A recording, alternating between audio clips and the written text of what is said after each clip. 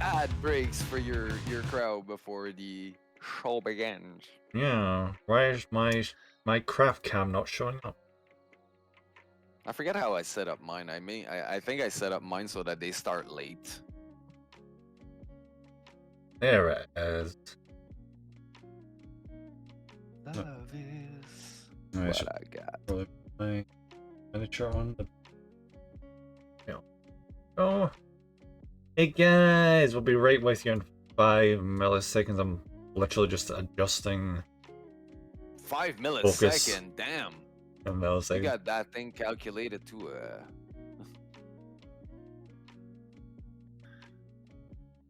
Literally last week I wasn't doing that stream because I woke up so tired.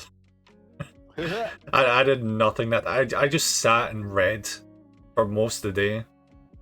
That feels good And, sometimes. and I got through the last book of Twice Dead King, the a 2-book series in Warhammer 40k about Necrons. Somebody better be dying. I'm dying. Yeah. Let's go! Yay! Hey Gordy, thank you for the headfats. How you doing? But I'm getting first, bravo. Hey, bravo. So, do you know I what, didn't get a jump scare. do you know what the weirdest goddamn thing was about that book series? What? I've never read the Odyssey or watched anything to do with the Odyssey. You mean Homer's Odyssey? Yeah. Like the Yeah. Odyssey? Alright. Yeah. So back when Bell was talking about the Odyssey and like the play and such, I was partway through the first book. I'm like, wait a second, this is the same freaking thing. So you know exactly how I felt when I watched what's the movie called? Hey Full Metal Frosty, Jacket for the first time. thanks for the nom. Like finally all those sitcoms made sense. That is trippy when that happens.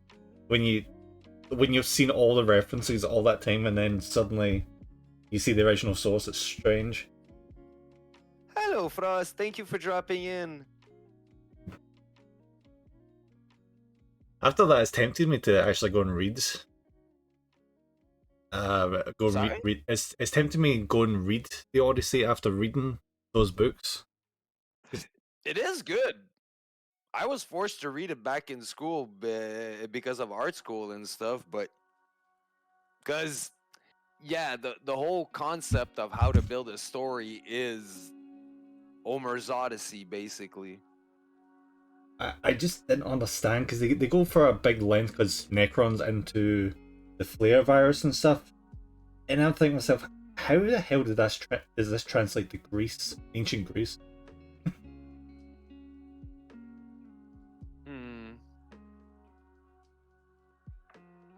And then I looked up the ending of the Odyssey to like see what the original version was. And I'm like, that isn't an exact 1-to-1, but I'm gonna trust it's similar.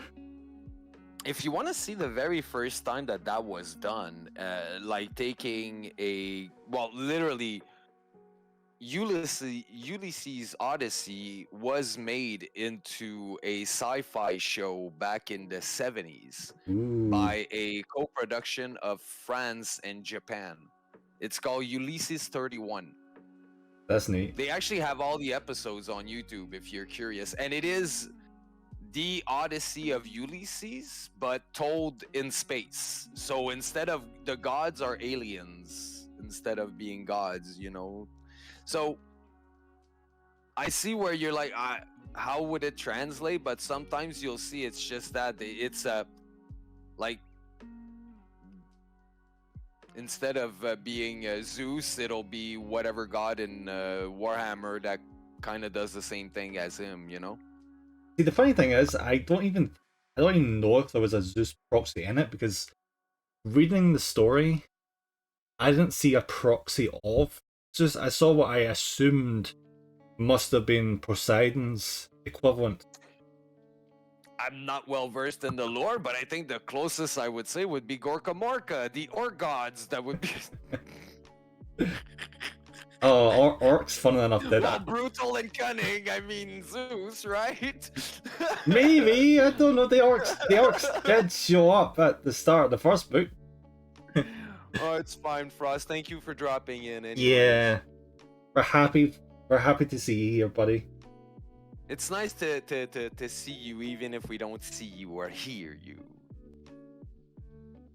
Oh, we need to get all light. Oh yeah, I forgot this thing has the lights. There we go. So what I'm painting today is I'm painting a heretic priest from the French Crusade skirmish game, which I hope the hell that gets more popular after the Kickstarter campaign. Because my god, it is so cool. It's an alternate universe, World War One, where hell got unleashed onto the earth during the Crusades and during the Middle Ages. Really? Yeah. So it's basically World War One, but with Crusader aesthetics, hell demons, hell worshippers, and I think what do you call them? What do you call the church guys in 40k again? The church guys? The ecclesiarchy. Oh. Yeah. The church. Ecclesiarch, yeah. Yeah, the church guys in this game are really similar. They've got like this big Titan mobile church thing with a wheel stuck to the side of it and a guy who's crucified on the side. And a sheep that's had like its throat slit stuck to the front of it. It's very bizarre. Well, I've been D&Ding, well, GMing a game of Achtung Cthulhu, which is not that dissimilar from what you describe. It's basically like, think of it G.I. Joe versus Cobra, but Cobra is working with Cthulhu and all the other elder gods, basically. And G.I. Joe are more like Doctor Strange. Ah. And it's all in the World War II setting, so the bad guys are the bad guys from World War II, basically. It's actually very good. My friends loved it. It's just I can't find enough players to get like really good games starting. And what's fun with it is that it works the opposite of every other dice game out there. Like, if you score a 20, you just failed miserably, but if you score a 1, you just, like, succeeded magnificently. I bet that throws people off so much. Like, yay, I got 20. So much. Because you're basically, you always have to roll underneath your stats. So at one point, your stat maxes out, I think, at 17. So it's very rare at one point that you fail roll, but you'll always have the one guy that rolls a 20 and goes, woo, woo, woo, and you're like, yeesh. So your gun just jammed. What? But I rolled a 20. Yeah. You have to roll underneath 17. Oh, fuck. Yeah, it leads to some, I will say it does lead to some great moments in gaming. So what am I drawing? Actually, I will say this. I had some impromptu things happening to me today. And I did not have a plan. So basically, I'm gonna just go ahead and continue practicing making my otter. Creative pressure, let's go. Exactly, and just go with the first thing that pops into my head, to be honest. So it's a spur of the moment thing today. I actually wasn't sure if I was going to paint this today because this is so very different from what I usually paint. Where the thing is, it's dingy, dark, rusted, and wrecked, basically. So I need to rust the ever-loving hell out of it and make it not look too samey.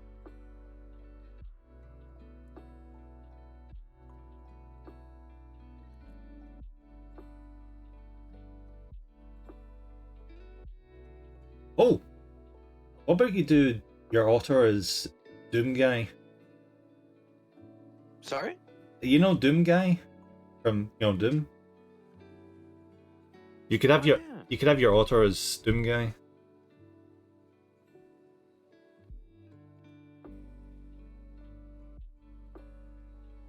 It's actually not a bad idea. I will never get over that. You know when was it Doom Eternal came out and Animal Crossing New Horizons came out in the same day? There was all the memes of Isabella from Animal Crossing with Doom Guy just helping each other kill demons. I would see it. Oh, that Heck, shit I'd was play that amazing. game. It was so amazing. I love those memes. My favorite meme is the one where it's a cartoon of a guy that dies and goes to heaven, and God is in front of him, and he goes, "Well, to enter heaven, you need to pass a test, and you need to defeat everyone that you killed in life." And the guy goes, "Well, I had never killed anyone, so I should be fine. Like this should be a cinch." And then God goes, "Video game villains included," and you just see a Ooh. huge lineup of like Bowser and all the legendary villains of video game, and the guy's face is like, "Holy shit!" And the meme that I like is underneath that someone added Dark Soul players. Finally, I've been looking for a real challenge. And you see all the boss going, "Holy shit!" just let me solo or just Roxy Boone like my time has come. Exactly. And another one that I like is you have bad drawings of three people bullying one guy, pointing at him, and the three guys are labeled as Demon Souls, Dark Souls, and Bloodborne.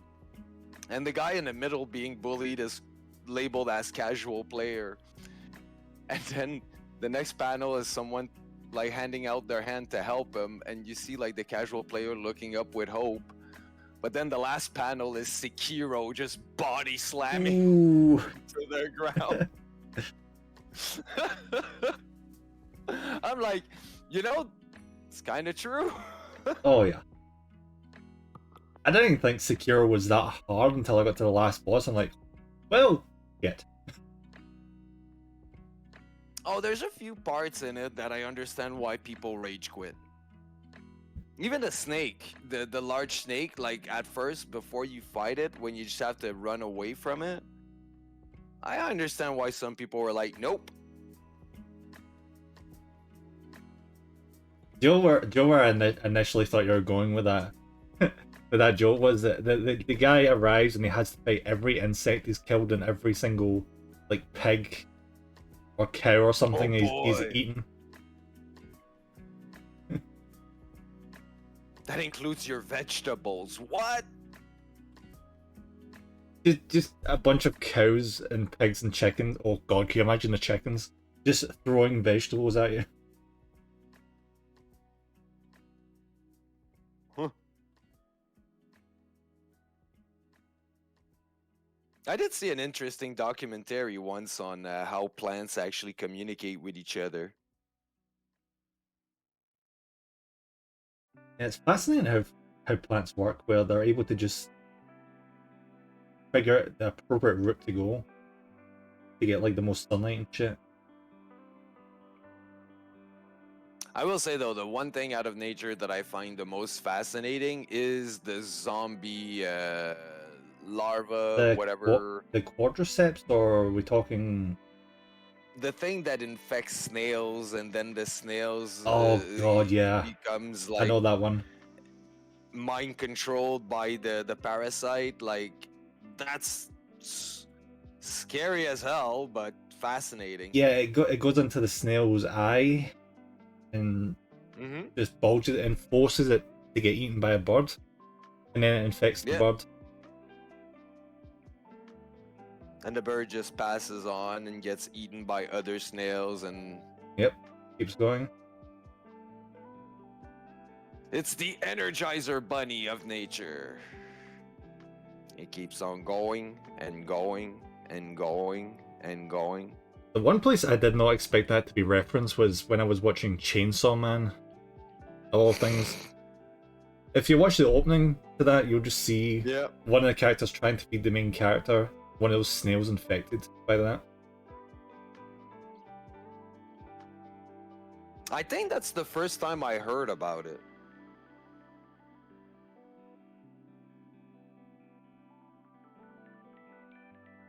I will say though, cartoons and animes and movies like that have been the source of a lot of useless knowledge I have. Like I'll hear something and I'm like, is that really a thing?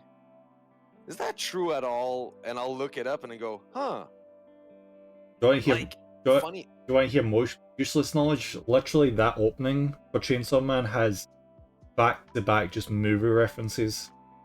Where one point they're referencing The Sixth Sense, another point they're referencing some Tarantino movie. Okay, so it wasn't just me. Because you know, you watch, are they making a reference or not? But yeah, no. Where was I going with that? Sorry, I'm very tired. I had to get up like a few hours than I usually do on Wednesdays.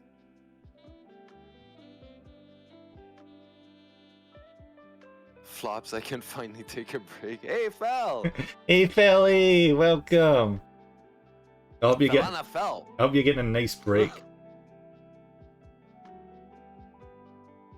I know you're not throwing too much at the cosplay that you're working on.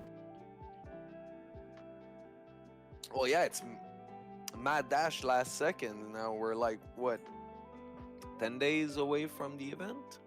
I got all the things I need together for the costume, so it's done. Let's go! I should really do some shout-outs real quick. So it's done, or done? With, because you know, yeah, like there's done, and then there's done, and oh well, you know, on the last second I'll have to do this and this and this and that, but I can't do it until the last second. Yeah, unless yeah, so left. Nah, it won't. It won't. I've heard terrible things. I've heard people that have like we won't even talk about it. You know how it is. You know how karma works. She's like, oh yeah, you want a fafo, man? Like, don't. I've seen videos of people who are on the flight to a convention, mid-flight doing sewing. It can be rough. I've seen on the spot sewing, like, yeah. There's a reason why they have a lot of like sewing help desks and stuff, because there's a lot of things that can go wrong mid-convention. Not to jinx it, Phil, but I'm just saying.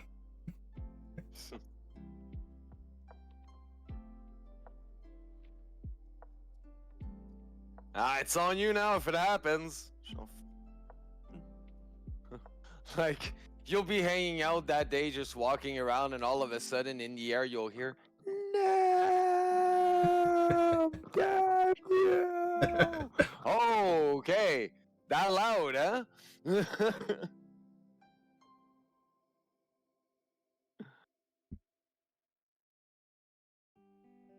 Social awareness.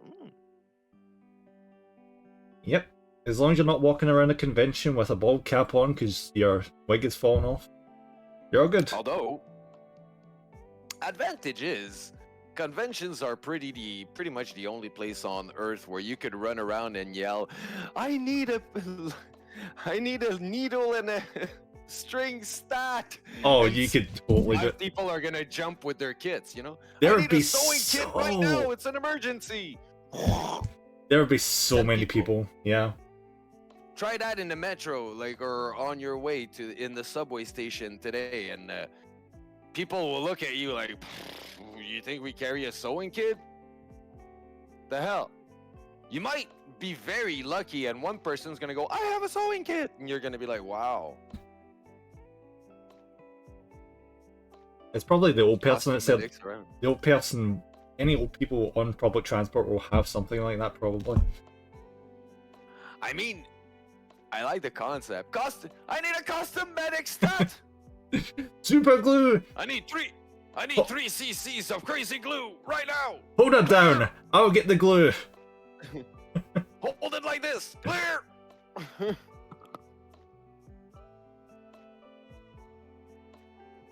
We need a new battery for that electric system. Give me an LED, Sorry, goddammit! Guy pulls down his mask. I'll have this fixed for you in a second.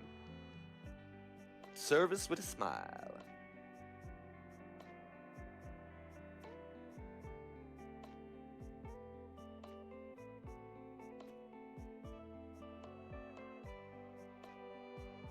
And funny enough, someone knows me. As a text says something happened to their costume. They know, yeah. Val, I have an emergency. Alright, come with me. Stick with me if you want to leave, kid. I will save your costume. Get to the SOA! Get to the SOA! Oh, that's amazing. Can you imagine just Bell just one convention walking about as like a medic, like a cosplay medic? No, you dress up as one of the Pokemon medics. Oh yeah, And you're yeah. a costume medic. Nurse Jenny, yeah. And you get a bunch of girls to like help you out with that. Oh, and you make a full counter of it, like, and you're all dressed up as Nurse Jenny's, like. Nurse Joy, yeah, thanks. That one. That one. Boy. I think it's Officer It's been Jenny. years. I'm getting mixed up with Officer Jenny. I'm now Pokemon illiterate. That's fine though. That's fine. It has been a decade. Maybe I have an plus more. excuse to play it again. I don't think the nurses even had names in the games. No, they did. They're all Nurse Joys. She's correct on that. No, we're talking about Jenny. You know, the black sheep of her family that no one talks about. But we kind of like her, Jenny. So No. Jenny that's our is the excuse. police officer. Oh, then we're really confused. Well, maybe she didn't make it as a police officer, so she decided to become a nurse. Ah, I don't know. nah, I know what it is, Nem. It's because they have the same phone number. Ah, that'll be it. Regardless of if we're calling one or the other, we're dialing the same numbers. So we're you know, it was an association thing, most likely. Yeah. At least it's a good story. Let's stick with that one and move on. Absolutely.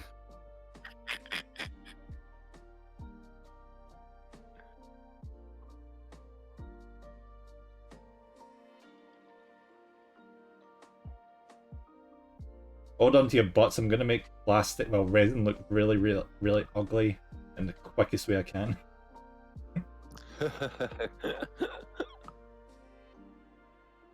Slater Gray, my friend. Slater Gray.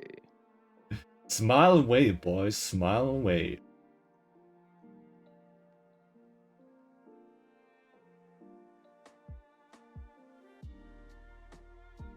One thing I have noticed from doing the resin prints is I've become very good at noticing the different layers when you look really close at the thing. Have you noticed that? Or if you... Sorry, I was reading what Bell Oh, wrote no at worries. the same time that you were talking. But sorry, repeat that. I was just saying that if after you've printed enough times, you can look at a print really close and see the individual layers of the print. Yeah. Oh yeah, there's a lot of things you'll see. You get like a second sense for, even like stuff getting glued at the bottom of your resin vat. Like I said before, don't panic with that. It'll happen, and you can do all the preparations, have everything set up perfectly. It'll still happen. Like it's you know the guy I told you before, Uncle Jesse. He's the Mhm. one that taught me that. Like it will happen. He goes, you can have everything set perfectly. Sometimes it's just, it your FEP was a bit too hot, and the layer didn't stick properly to the printing plate, or what was already on the printing plate. Like there's a gazillion things that can go wrong, but Yeah, I'll get a chance to test the stuff on the caution tomorrow to make sure it works in hose. Mhm. Just stick Phil in a treadmill and simulate the con experience of walking miles. No, she's actually having a family gathering. Everyone's coming over, and she's gonna dodge everyone in through the house. Try to walk around her house when it's crowded, so that'll simulate the. Get Anya to try and stand in the tail as hard as possible, Alright. and Phil has to dodge so the tail doesn't Have get stepped everyone on. try to body check you in your house. That'll simulate the experience pretty much. Yeah. Making sure the wheels stay where the wheels. What are we talking about exactly? I'm not. Are you a transformer? There's wheels in the tail? Oh yeah, you did mention something like that. Yeah. Oh! Oh. Oh, that's not a bad idea.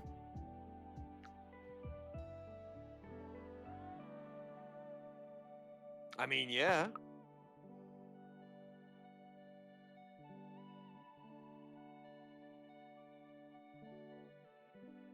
Hey.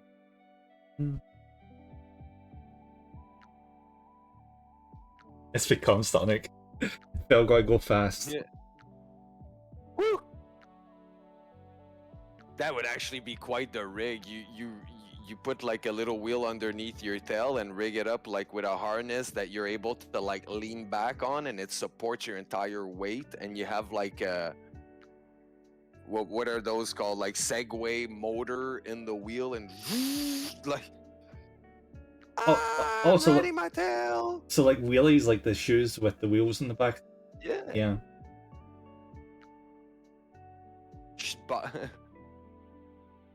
Riding in style through the whole thing. This isn't cosplay.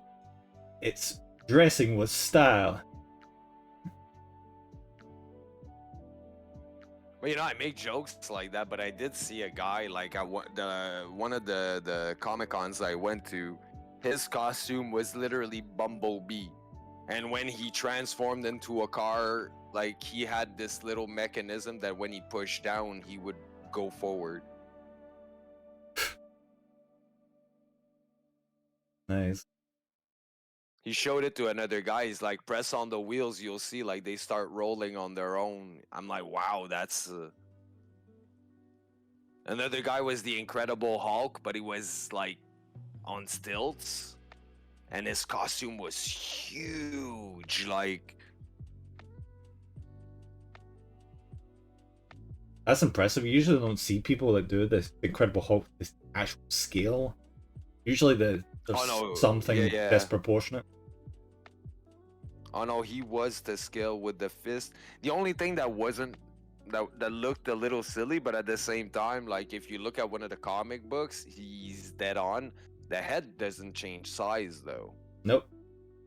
So in real life, you look at it, you're like, huh, your head looks small. But then another geek pointed it out, like by whipping out his comic books guide, like, yeah, but look, like according to issue number 5, then his head. All right, cool, you're good, man. Awesome costume. Yeah, the thing about the comic books is there's so many different versions. The amount of times I've seen the Incredible Hulk die or like being a post-apocalyptic scenario is just. I'll check that out, Phil. Thanks. Send you something for your amusement for later. No, you get a kick out. If it's along the lines of Arnold Chocobabla. Although I had to remove that from my Tangia things though, because I re-upload some of my streams onto YouTube, and every time someone played that thing, I would get dinged like a copyright thing and have to erase that part of my videos, and it's just it makes uploading the video longer, which I thought was really fucking annoying. Yeah, it does that. I just don't care anymore with my VOD channel. I'm like, oh, copyright! Wow, wow, I'm so Well, wow. on Twitch, all it does is it mutes that segment. Mm. That I don't care about. It's when I like for all the playthroughs that I do, like Mass Effect, Resident Evil, those I re-upload to YouTube, Mm. and it's in those videos that it's annoying because The yeah, the but the other interactions don't do it at all though. It's just that specific one that caused me an issue when re-uploading. That's it's probably give it time. it's probably because it's so long. It makes it so much easier for the automated system to pick up on it. Yeah, that too. Well, anyway, it's not like my crowd uses it to a Mhm. bothersome extent anyway. What I've seen people do on YouTube is usually when they're going to react or play a game for a playthrough, they just turn off like all the redeems, like everything. Everything copyright related anyway. Yeah. Well, mind you, I have like 2 followers on my YouTube channel, so Mm. I don't even know why I've got any followers on mine. It's literally just VODs. What? I mostly use my YouTube channel as a way to keep my videos, like, in case my masters die somehow. Oh well, I have him someplace online. Yeah, I use mine for storage as well. I've still got all the way back to my first stream on Twitch. On the VOD channel. Same here. Like what, the end of 2020? That's true. But I mean, it's not a copyright strike. It's a warning. It tells you like you can just mute or snip the segment, or It's actually like it literally really tells you. You can really leave it as amusing. is. I've seen it before, where the developer has like uploaded clip from their game and the publisher Mm.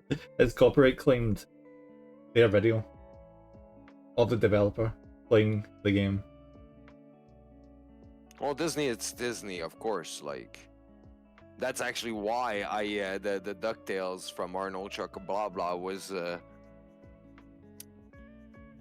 causing me an issue.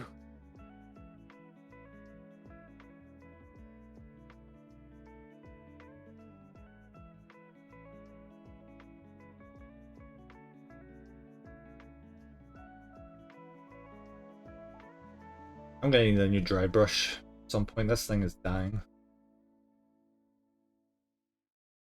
Yeah, that's what stopped me from painting for the last few months. Is I couldn't afford new brushes, and my brushes are dead.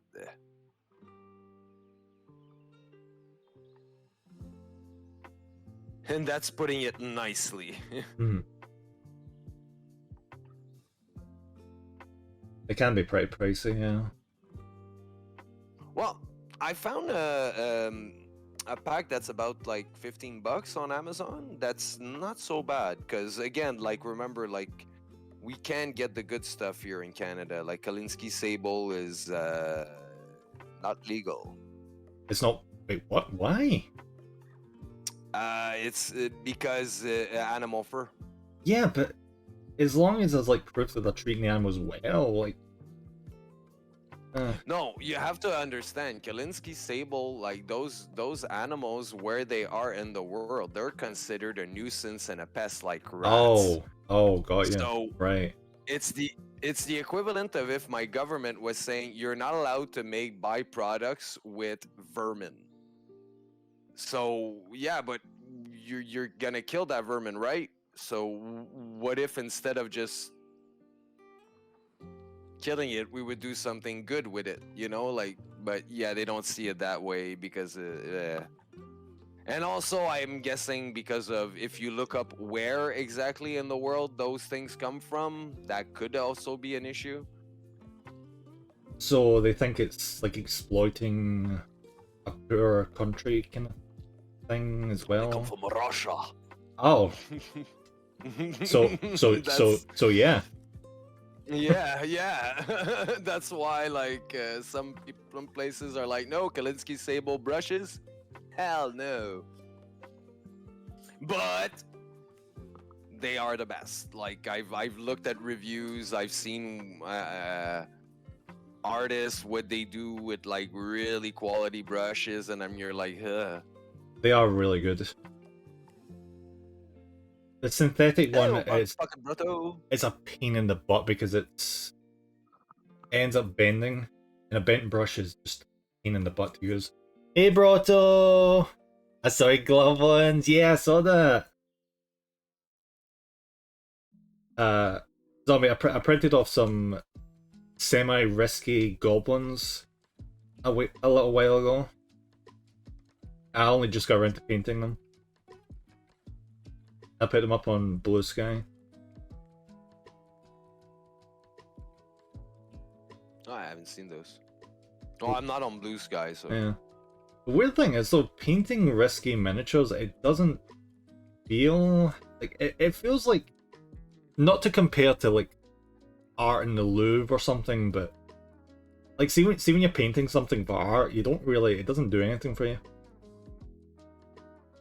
Really? Yeah. I don't know. It depends. Like, of course, if you're just applying colors to the surfaces, I would agree with you. But some people do very, very creative things with like lights effect and reflection effect. Yeah, but I mean, like if it's yours yourself, kind of thing, you know. Well, we're always our harshest judge, right? Maybe that's part of it. Yeah, because I look at them like, it was an interesting change of pace. I like how you did the blue-haired one. I was like, yeah. I actually like looked at different clothing to be like, what's a good color scheme for someone that's working behind the bar? I settled for like grey jeans with like a white shirt and grey like overcoat and with a red tie. I thought, who's the most appropriate like subgenre of people to be working at a bar and not be enjoying it? It's probably going to be some like some sort of alternative person that's dyeing their hair. I went for blue hair. I'm like, yeah, this is perfect.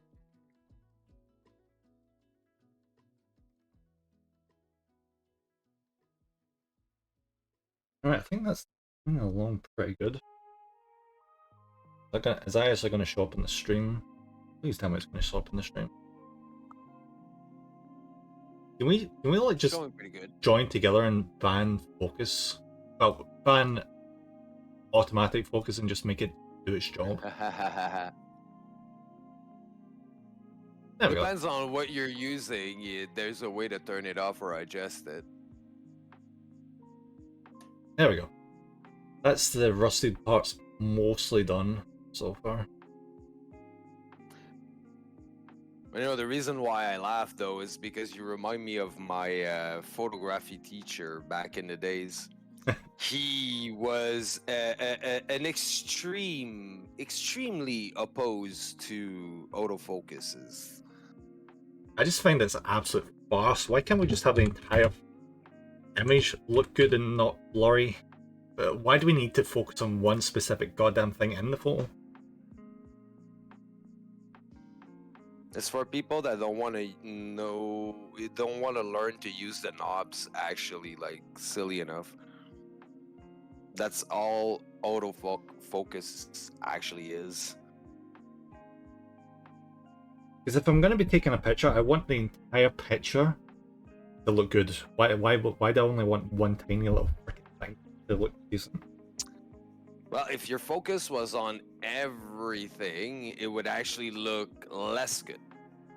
You need the difference between a focus. You want some of your background to be a little blurry if you're focusing on a subject. Of course, if you're taking a panorama, that's different. You'll have a more general focus. Do you know what? That makes sense, because I've recently been switching to using panorama mode on my camera. I've been finding the picture quality has been improving after doing that. Well, that's the thing. It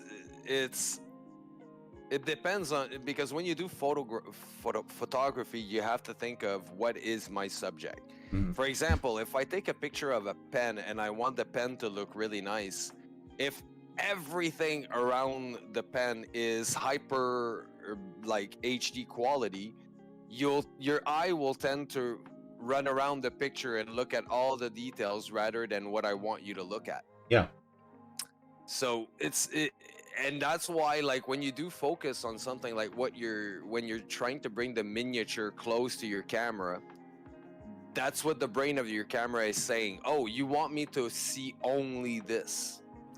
And our little miniature movements that we do, the camera eye sees those and is trying to compensate for them.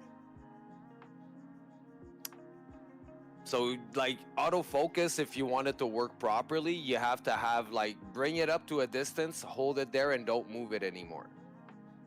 Let the eye focus on your subject. But I understand why you're like, this is frustrating, because, yeah, we are never still when holding something with our hand. True.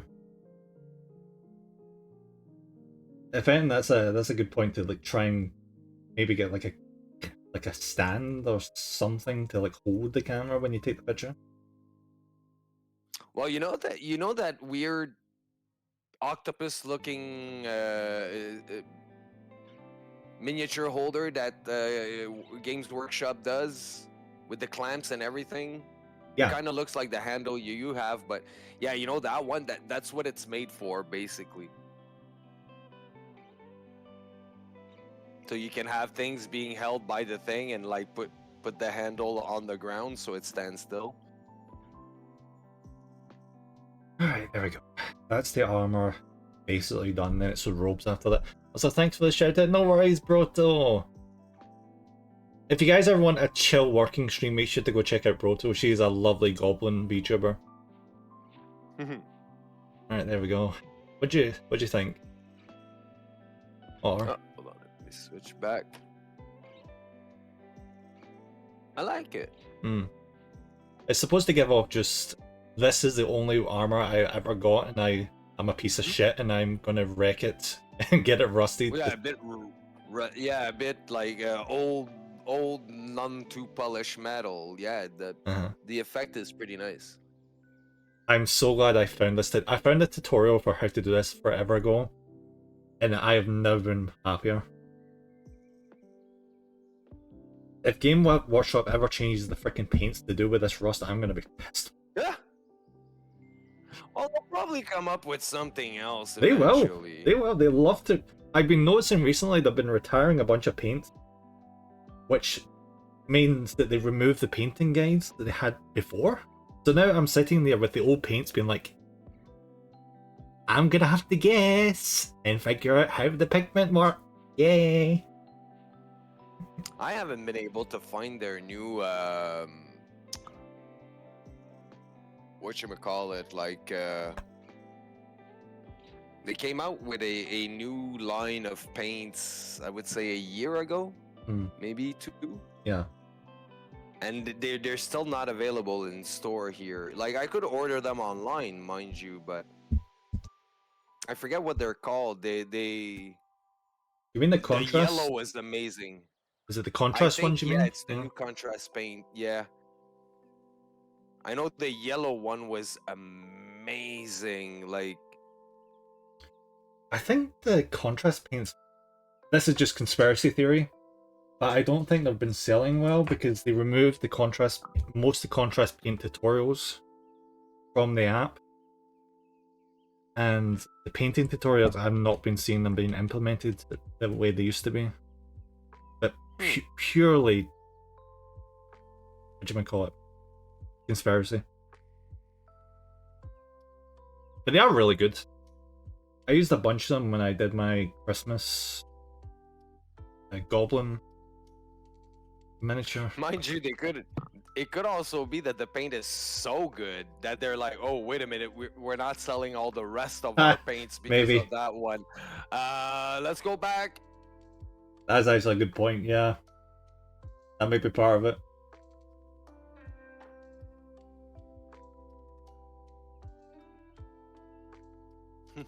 Like, we're gonna go back up until we've exhausted the old reserve that we have of the other paint, and then we'll go back to that.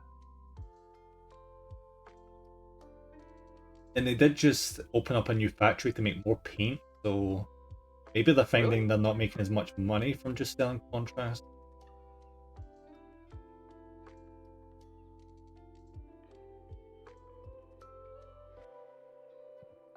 At the end of the day, you know, if they're pulling it out, it's because they're not making enough money with it. Yeah.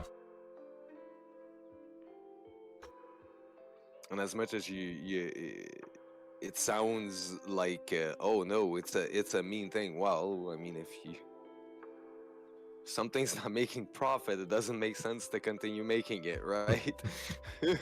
Exactly. Black.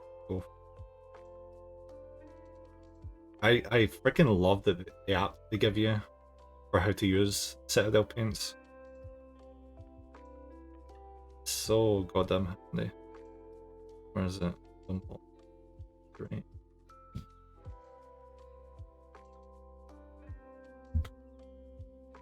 I'm trying to figure out what black I should use to give off the characters in, like, he's a bastard, but is he like a super bastard or is he like moderate bastard, you know?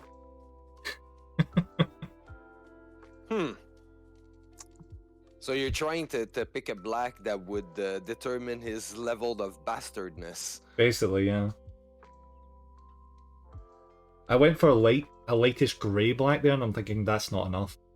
That's not enough. Abaddon black? Yeah, I jumped on Abaddon black just there. I'm gonna see how that turns out. I mean, that's what I use for my the Black Orc football team. What are they called again? Blood Bowl. In Blood Bowl, yeah. No, but they what are they called? I don't know. I don't do Blood Bowl. At least not yet. Anyway.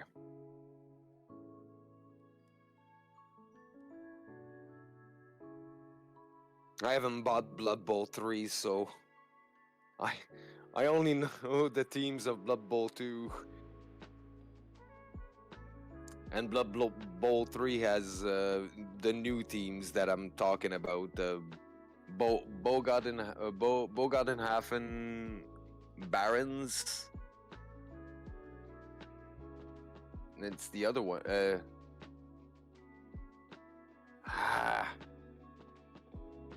Watch this, it'll come back to me like 5 minutes after we're done streaming.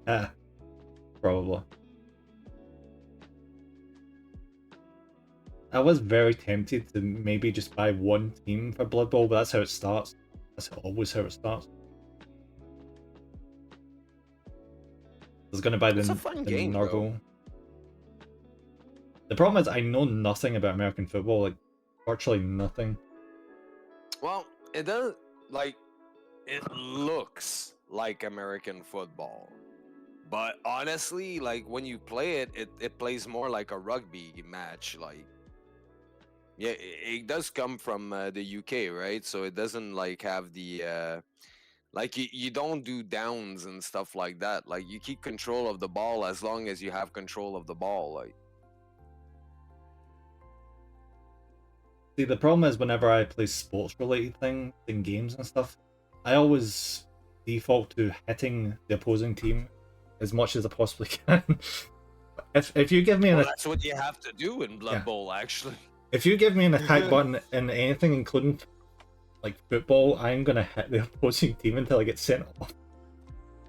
Yeah, well, it's because the way the board game works is you get to basically do one action per guy that you have in your team on your turn, up until you fail miserably at what you attempted to do. So if you succeed all your attacks and everything, like you'll literally attack with everyone every turn. Cause yeah, well, they don't call it attack because it's meant to be a fair sportsmanship play, but it's orcs, goblins, and everything And that are slamming into each Seraphon, Lizard other. Men, So yeah. yeah, no, so it's brutal. I did try to play Blood Bowl 2 forever ago, back when I didn't know what Warhammer was. And I did not understand it one bit. Partly because... what do they call it? Call the big lizards in Seraphon again? Either way. Yeah. I tried to replace my entire team with and get rid of all the skinks. I'm like, why didn't I need a skink? Why can't I just get all the big guys so I can just tackle the opposing team? Oh well, it's because of building points. Oh yeah, that is well, yeah. So I end up going into with a really unoptimal team. It's kind of put it this way, like if you play Warhammer, you could technically look at the big titans and say, all right, I have I don't know how much they're worth in points, but say you have like 5,000 points and each titan are worth like 200 and 500 points. So you're gonna go in the field with just 2 titans while your opponent like has like 15 tanks and like shit ton of foot soldiers that he can attack you from every which side while you can only do 2 attack at each turn, you know? Yeah, so that's how I did badly at Blood Bowl. If you played on video game, it won't let you do it. Like, and if you played on board with somebody that lets you do that, like they were just looking for an easy win between you and I. Like, I need to try it again. I need to get Blood Bowl 2 for cheap on Steam. oh, the legendary edition that comes with all the DLC with all the teams and everything unlocked, you can get for like $9 when it gets when it falls on special. Mm. And don't buy Blood Bowl 3 unless it's really, really cheap. Because Yeah, Blood Bowl I've heard. 3, Terrible. yeah, it's all because they made it into a buy everything for everything. Oh, they added microtransactions. Okay, lovely. Well, it's because the worst thing I heard is when you buy a piece of equipment, you can only equip it to one member of your team. So say you buy you have a helmet that you like and you're like, well, I want all of my guys to have that helmet. You don't go in the store and buy that helmet once. You have to buy it 11 times for all your guys. And if one of your guys that was wearing that helmet dies during a match, well, guess what happened to that helmet? Oh, come on, seriously? I don't know if that part is true, but apparently yes. We're in the field of rumors here and stuff that I was just like, the more I heard about the game, the more I was like, put it on the wish list, and if it ever falls down to like $5, yeah, sure, I'll get it, but because if you own Blood Bowl 2, honestly, the only reason you would want Blood Bowl 3 is just for the extra teams. Hmm.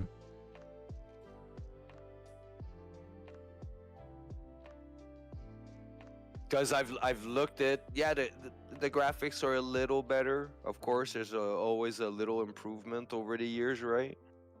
Oh, well, Space Marine 2 is looking quite good, yeah. Yeah, when you compare it to Space Marines 1, of course, but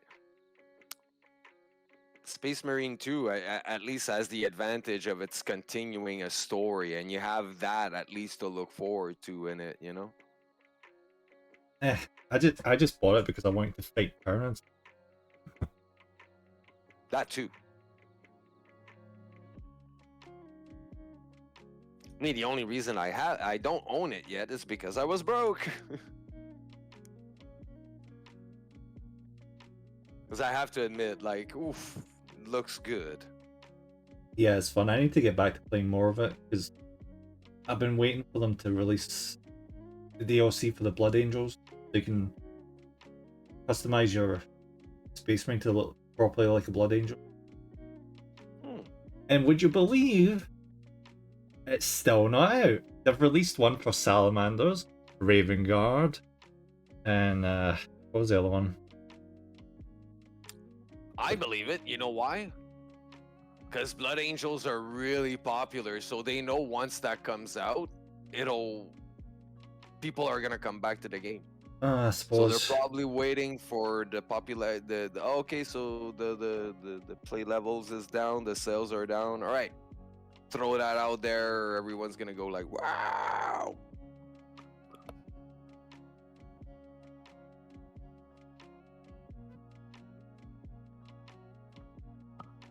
And how many other factions do they have that they could do that with? You know, like when you stop to think about it. Probably Space Wolves Easily, yeah. and Black Templars. Yeah. I always forget them. I always find it really strange that of all the chapters for the Space Marines, the Imperial Fists, which are the original chapter, get overshadowed by both the Crimson Fists and the Black Templars, which were successors. Such a weird scenario. I'm not familiar enough with their lore. Yeah, the Black Templars do. are basically the hardcore religious guys. Well, I know them from Hell's Reach, but that's about it. They're probably the biggest shitheads of loyalist Space Marines. I think they're like one of the only chapters that is actually believes that the Emperor is a god.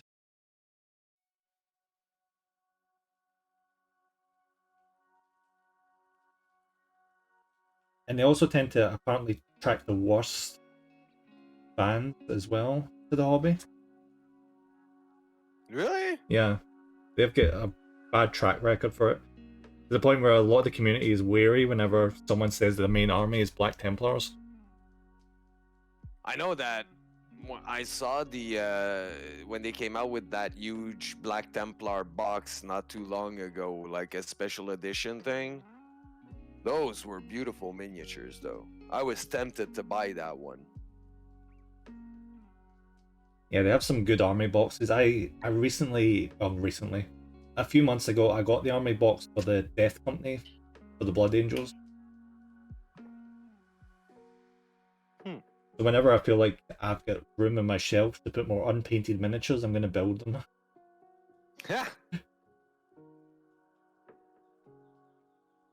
Or you need a bigger shelf. Yeah. Or more shelves. I actually recently bought a display case to put a bunch of my Warhammer miniatures in it. It's full now. It was enough. You need a curio. Yeah. It was enough to fit like what? Most of my Necrons, a quarter of my Blood Angels, all of my Sisters of Battle. What was the rest of them? Most of my Tyranids and... Casually look up at the shelf now. Oh yeah, my Age of Sigmar, Night Haunt, and Glacier Quartz. I've got too much shit. Man, I've got too much shit.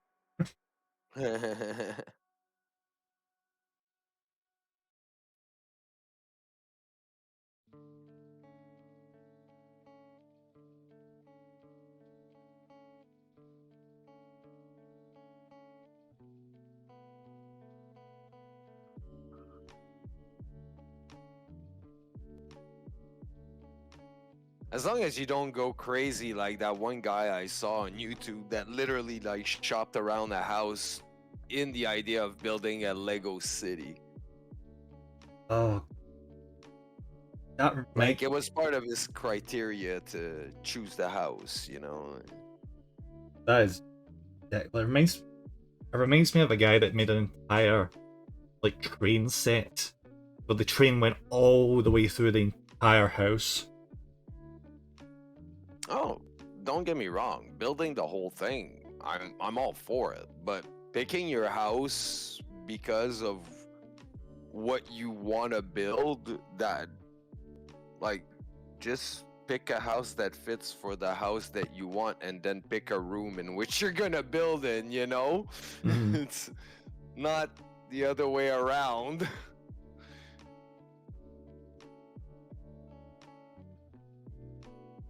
I mean, to each their own, but Yeah, that is quite something. I was like, what a patient wife you must have.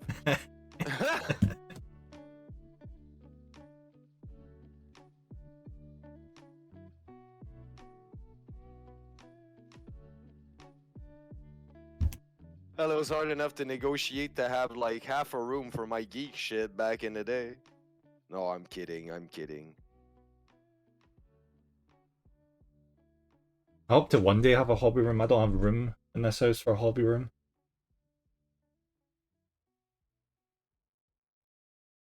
I'm barely managing to have room for all my hobby stuff in a bedroom.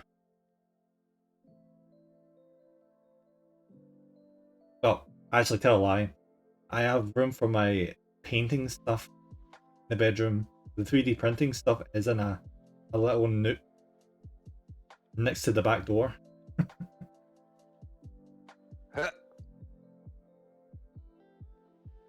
As long as it's well aired, you're fine. Yeah, I've got a little tube on the side of the container to vent out all the fumes. There you go. And with time, you can rig up a ventilator and stuff. Yeah, like one of those giant. I've seen those huge ass filters people jam into those.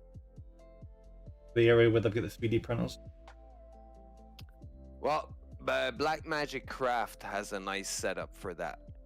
If you look at, well, you could use the same kind of thing he does for his airbrush to do the. Well, he built it in a way that if he flips a switch, the fan will suck where the will suck the air where the he's doing airbrushing, and if he flips it the other way, it'll suck the air where he's doing 3D printing. Ah.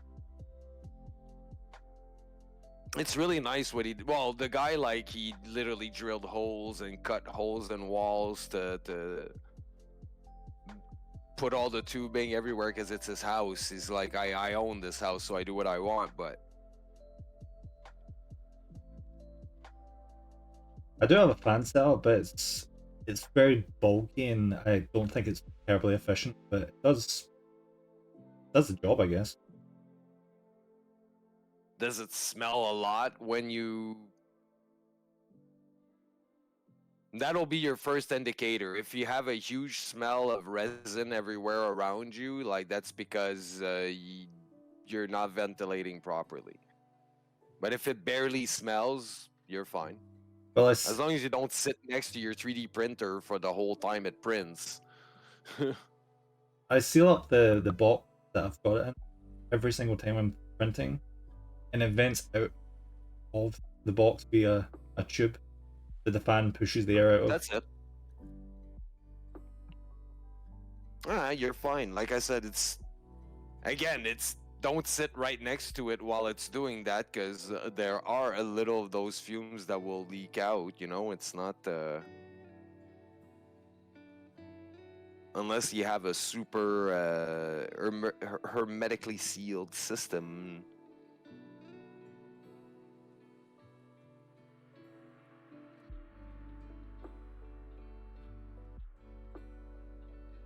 Which there is a way to do if you're ever interested. I can send you videos. What I really need to do right now is I need to clean the... Because I've got kitchen towel underneath the 3D printer to catch the additional resin of, like, when you're lifting stuff off or when you're having to wipe the scraper or something. I'll need to clean that out at some point, but besides that... And what I found is, though, see when you've got your gloves on mid-process, you end up touching a lot of shit you don't realise. So, like, the side of the 3D printer's kind of sticky from touching it. Same with the cleaning Oh. station.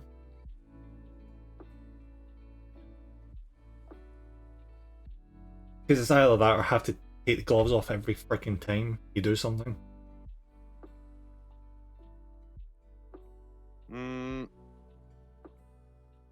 I don't know. Like I got into the habit very early of having wipes ready for wiping my hands.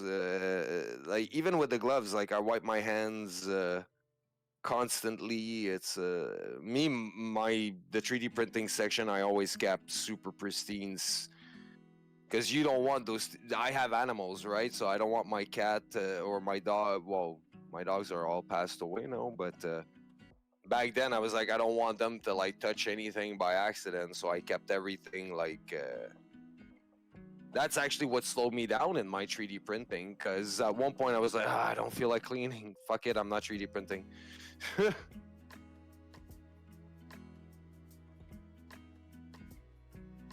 That's a good idea, but the fact that I've got my 3D printer, it's not like open to the air or anything.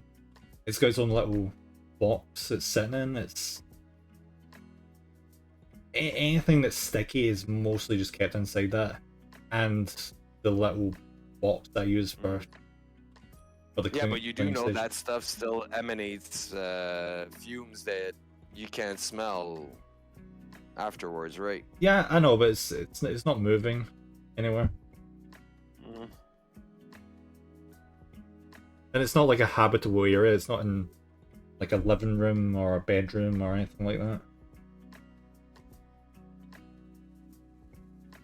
And thankfully, I don't have any pets.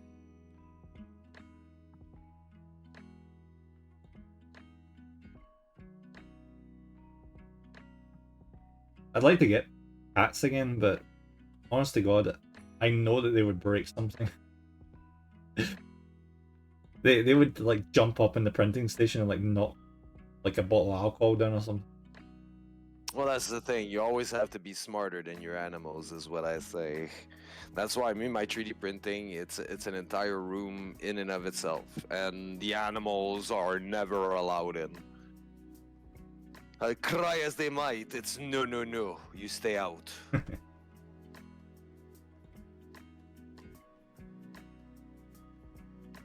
And it's funny too, because it used to be the quarantine room for the new pets.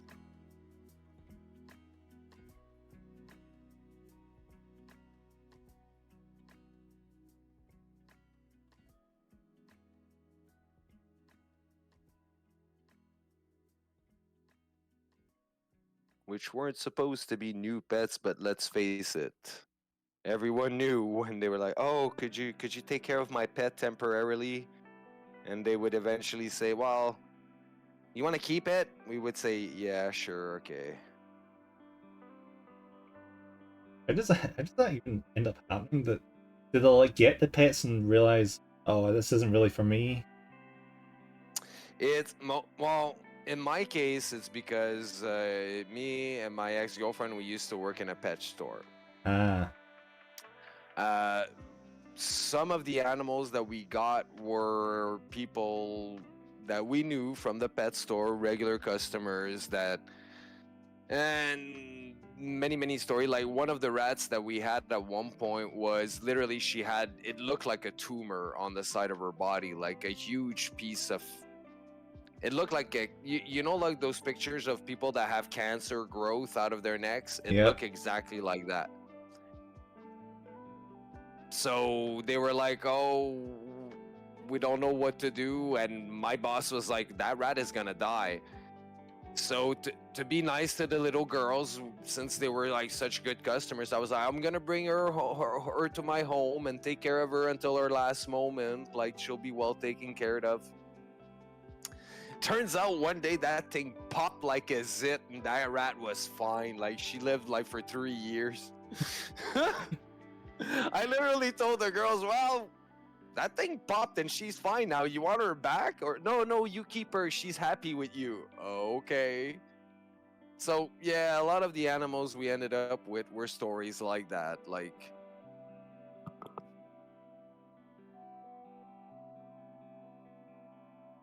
At least they ended up all right. That's good. Oh yeah, like the every time we go to the vet for an emergency, the veterinarian was always amazed. He's like, "Wow, your animals are like made of steel. Like on paper, that rat should have, or that dog, or that cat should have passed away like years ago. Like, what do you guys do?" Wow, I don't want to say, but the fountain of youth that I have buried in my basement helps.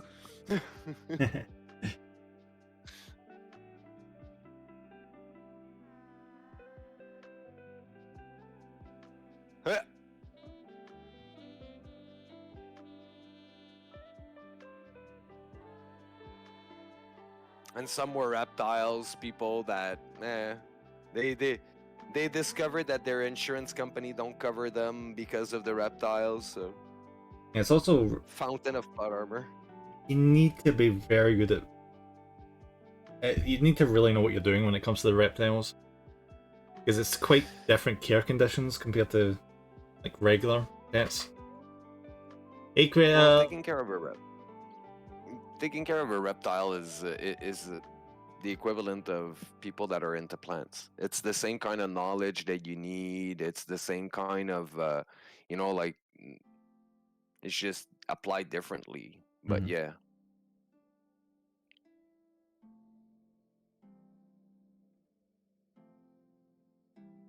I've never been into reptiles and fish though. They're honestly they're too technical of animals. Aren't they quite cool? Like monitor lizards. You get monitor lizards as pets, and they're freaking awesome. They're like dogs.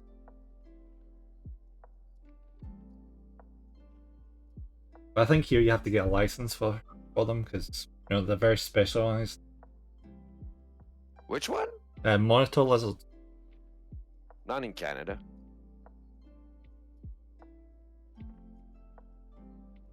It's kind of like Komodo dragons, but smaller. Yeah, a small, a monitor. Yeah. I hold on. I think let's make sure we're talking about the same thing. Yeah, no, I think one of my friends had one as a pet. Monitor lizard.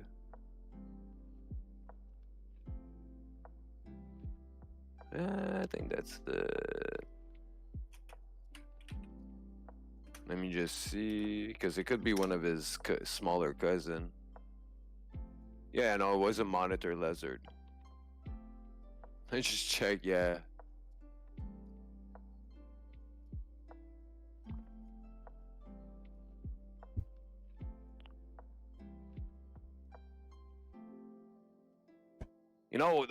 Though the worst pet is a sugar glider.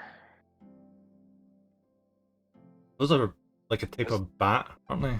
Or am I thinking of something They're different? they're kind of like a squirrel bat. You're Mm. correct. It's just because that thing if it gets attached to you, you can't you can't go to work. You have to bring it with you everywhere you go. Oof. That is some next level of attachment, Jesus. It's actually going pretty good for something that's totally improvised because I had no plan.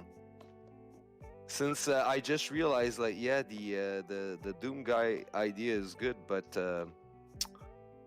I would need to go and get reference material for it. I decided let's go with a suit. It's probably gonna be a James Bond game that will come out one day that I'll play, or what's that game where you do bank heist? Payday. Yeah, Payday. I know Slade's been asking me to play Payday 2. Yeah, Payday 2 is fun. Me and a friend got into such a rhythm where, you know how when you get to the end of one of these games, what do they call it, like Call of Duty, like prestige kind of thing? You get that in Payday 2. And we get so good at it, we built up a system where if we wanted to, we could have maxed out the prestige levels. We were too good at the game. You probably enjoy playing with Slade then. Hmm.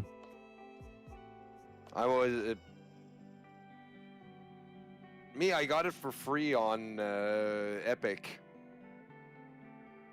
So it was like, do you own that game? Yeah, I have it on Epic. Oh, we should play. I never played. Me, So- it looked too much like. Back then, I was playing Grand Theft Auto 5 online, and I was like, wow, looks exactly like Grand Theft Auto 5, but with more story behind it. You know, like, how's the Paint Dragon? Paint Dragon's doing well. I'm just trying to guess how to paint these things because there's no real references because it's kind of new. But yeah, I get what you mean, Otter. I just I find it usually do. really jank. There's some missions in PD2 which are like next level of jank, where it's preferable just to do an easier one. Really? Yeah, there's like this quest where you have to mission where you need to get a number of sports cars out of a dealership. And the moment you get caught, you've got 20 40 seconds to drive that car out of the dealership towards towards a shipping crate down the motorway. And if you crash, you're pretty much fucked. Well, I would imagine like customers not gonna pay for a busted up car. I mean, And well, the driving controls are terrible. well, Such a hard mission. You can't even do it heavy. You can't like run in there and just get the car and get out.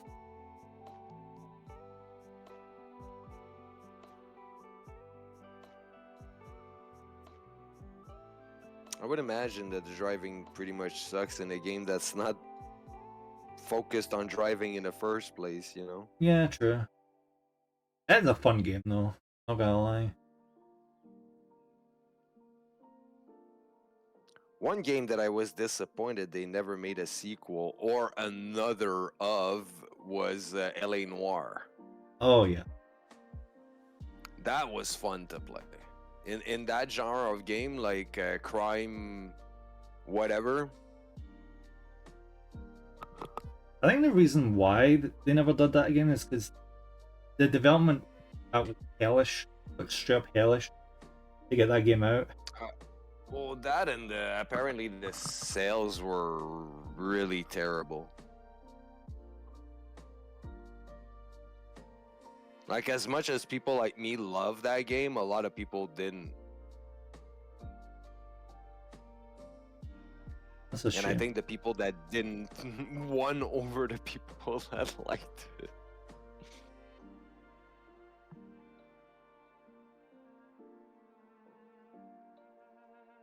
What can I say? The people who, the player base who buys. No wait, I'm gonna insult a big amount of people here. Probably shouldn't. Let's just say that there's a lot of people that buy Rockstar's regular games that wouldn't find the idea of a deductive reasoning game intriguing. Hey, Hellside buddy, welcome in. How's it going? Well, it's kind of like I knew some people that as soon as you told them Square did the game, they would buy it. Mm-hmm. Regardless of what the game is about. Oh, you know it's a football game and you don't like football. Oh, it's okay. It's Square that did it. Okay. Sure. I wonder how many people that worked on when it came to Konami, but they end up buying Pez. What do you mean? You know, because Konami made the Metal Gear games. So imagine people being really into Metal Gear, that they really like Konami, so they buy the Pez games, which is, you know, football. And they'll be like, I don't understand what's happening, but Metal Gear! What's up, Skilly boy? You're keeping it hip? Hell yeah, we are. Mm-hmm.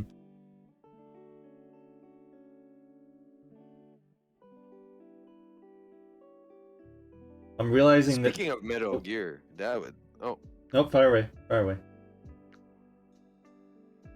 I was gonna say, when Kojima started his own studio, I was surprised that he didn't do like a spiritual successor to Metal Gear, like a same kind of game but with different characters type of thing. Probably the reason why he didn't do that is because Konami would have been right up his ass. And lie out their ass and be like, this is copyright infringement or something. He might have had a deal with them too. Apparently, like when he left, it wasn't in such terrible terms, you know. Like, You sure about that? They legit stopped that man from appearing at an award ceremony to accept his award. yeah, but no, but I mean when he left. I don't mean like it didn't grow into something that wasn't bad. Like, but when the day he left, like, oh yeah, sure, no, we won't sign this, we won't sign that. But I could be wrong, mind you. Like, I don't follow these things that well. Mm-hmm.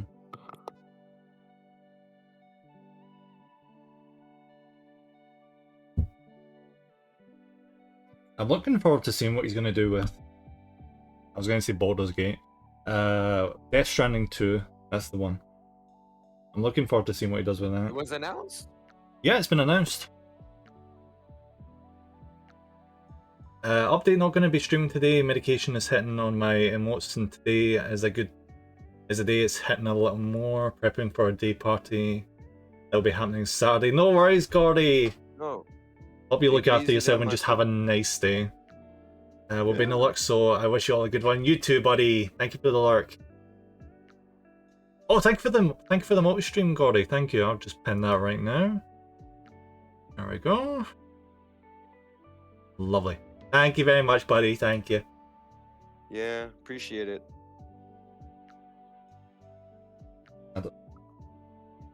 Jesus Christ, I must not be paying attention. I just dipped the wrong side of my paintbrush in the water.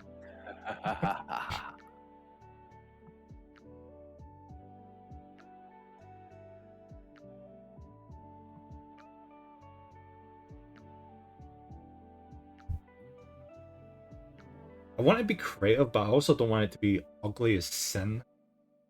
But maybe considering what I'm painting, that might be positive. Don't know.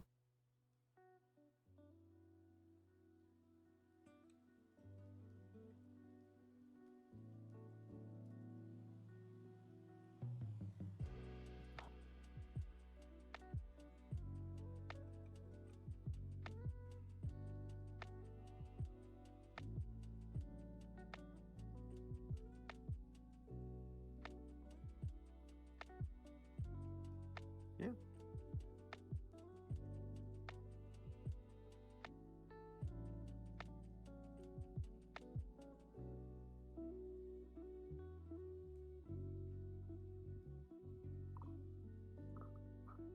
About the snoot. Thank you, Hellside buddy. Trying to make that all command I can do on my stream, yet can't figure out a thing out, but will manage. That would be a really good thing. The all the tech, where like it collects like all the people in the stream and just automatically makes them a multi-stream. Yeah, that'd be really handy.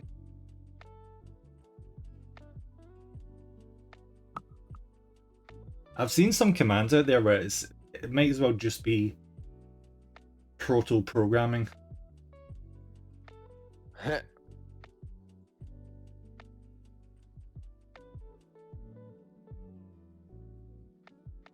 Well, it depends if the address actually uses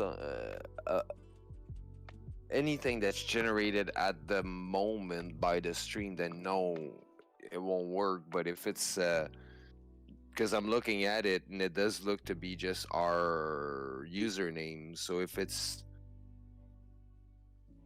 this, it would be possible to do it with something like StreamerBot.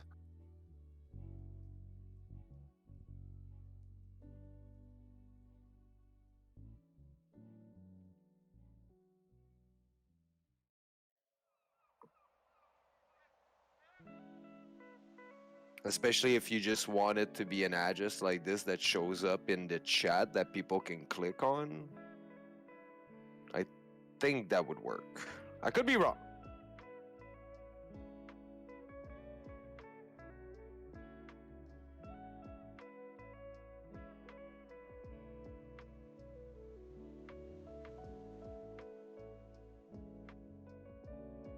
Surprised Kukia isn't here. Yeah, I've not heard anything from Kukia since the last time Mm-hmm. we streamed. It. Me neither. Well, then again, we haven't reached. Well, on my end, I haven't reached out. Yeah, she was the one that reached out to me Maybe you initially. should have. Now I'm feel now you're making me feel a bit guilty, Hellside. I wouldn't worry about it. She knows where we meet Okay. up and what time, so All right. Well, it's because I'm starting to wonder, like, if she was waiting for us to invite her. I can't imagine the way I worded it last time was like it was like a drop in, drop out kind of thing. But maybe she, Okay. maybe you're alright, but I Well, don't know. timing, busy. I don't know. Could be anything. So- Yeah.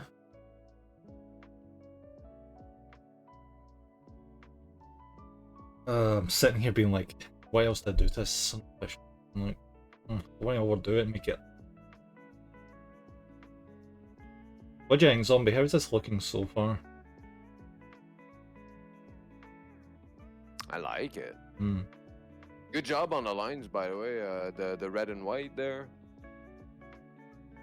Well, I see it as a bit white, but pinkish, like the underneath the armor portion. There you go. Oh, this bit. Mm-hmm. I just put red over that. That's all I did. Looks good. Yeah. I'm gonna darken it up a little bit. It's, from you know how you don't really know what half the thing is are on a miniature until you really look at it when you're painting. I've only realized that. Oh shit, that's the skin. I realized with this, it's bloods or tubes or whatever being brought from a demon's skull on the back. Uh-huh. So I assume it must be like this guy's gaining like demonic blood from that skull. But Viscera and couldn't tell you. I'm just guessing.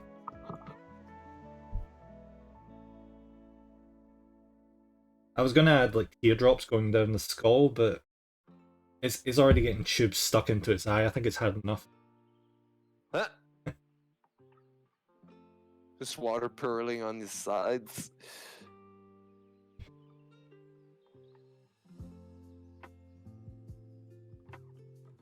But yeah, I'm gonna shade Devil Living crap out it later.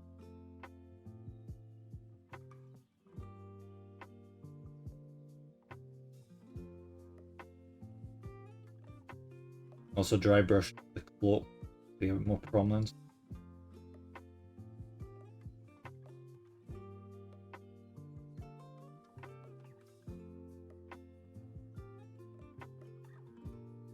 I would have stuck to the reference image, but for some goddamn reason, the reference image for this miniature is different from the actual miniature.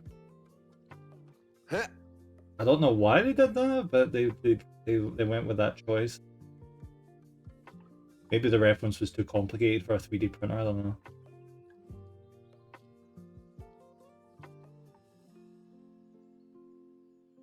Could be they also figured we'll just do the one and people will figure like what color goes where.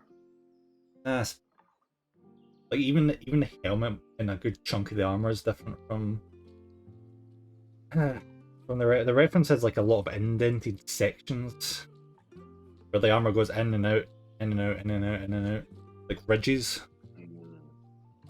I see. I'm not going to question them. I don't care. Hey! What's up, Captain Bravo? There's the Bravo.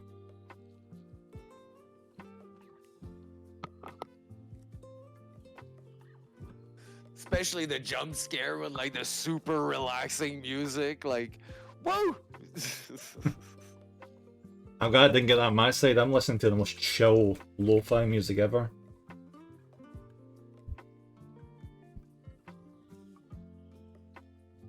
Auto mute? Wait, what? Oh. Have you been muted when you're in this whole time? No way. I believe I've been. Oh shit. Eh.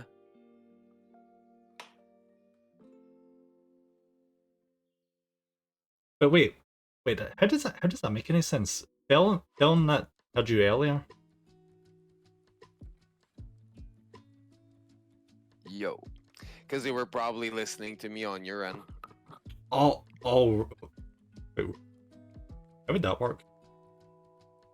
How would it only be muted on one side? Yeah. I was probably I don't hearing know through why you. OBS keeps doing that to me, like, and I didn't notice it's because when I do the art stream, because when I draw, I take off my glasses, right? Hmm. So when I was looking up, I was seeing the green bar go up, and I was pretty sure that was my voice, but no, it turns out it was the music. Thank you for letting me know. Yeah, thank you, That's Bravo. fine.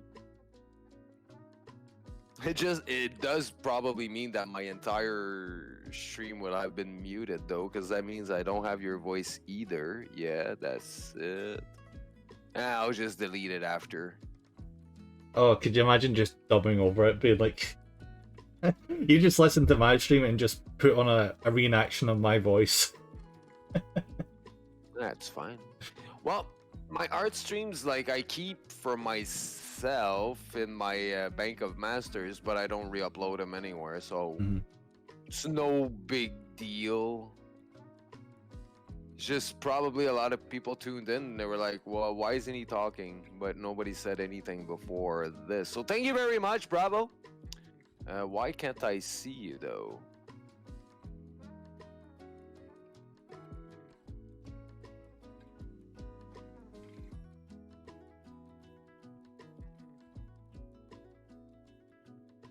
There you go, that should work. I just need you to talk to see if it works. Hello. Here we go, hello. that's it.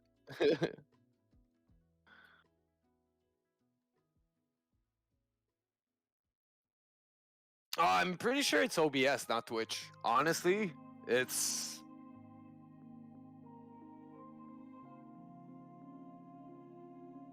And when I checked my sound on Twitch, to be honest, it was when my team song was playing. So I was like, I can hear my team song, everything's fine. No, it's my bad. Thank you for letting me know. You got my bad.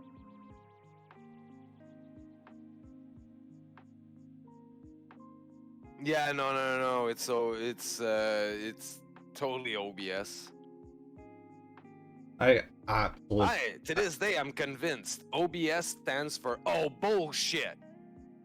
It does sometimes, like, I could not tell you the amount of times where randomly it just diverts from my microphone to another unknown audio source. It's like, buddy, if you're gonna do that, can you at least freaking tell me? Nope.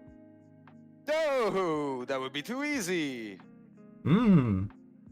I want to keep you on your toes. Yeah. Make sure you're paying attention when you use me. And then I'm just sitting there 15 minutes into the stream being like, default my ass. Mm-hmm. Oh, I'm with you.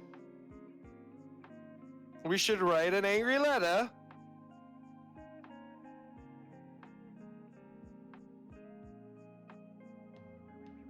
Or if not angry, a very strongly worded letter. Hmm. Dear OBS. Thank you for the care, Bravo.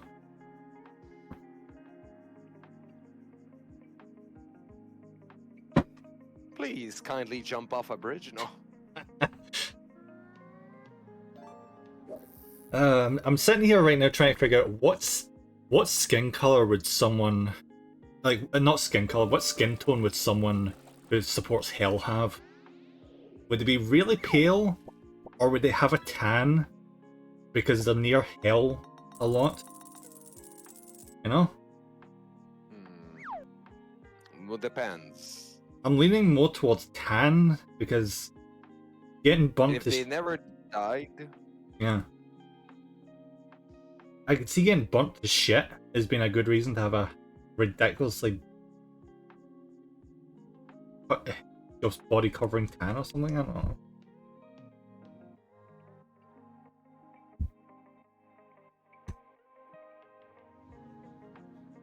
I love the way they do it in 40k, where it's what is it again? It's salamanders. They have like charcoal colored skin, primarily because their homeworld is is like volcanic. Either way, they would have leathered like skin that's been weathered to death, like basically like almost to the texture of leather. Mm-hmm.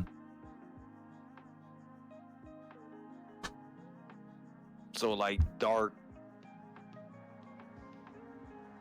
skin tones, basically. I guess you would get good results with that. Top of my head. I hope this looks good once it's done. I'm gonna. Well, I won't be annoyed, but it's just I am the worst critic I have by a country mile.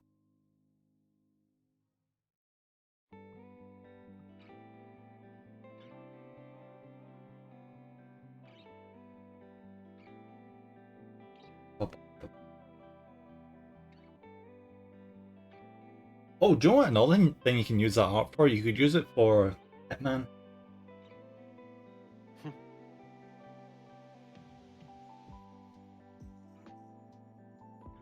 Just put a silenced pistol in your character's hand. That's Yeah. You're done.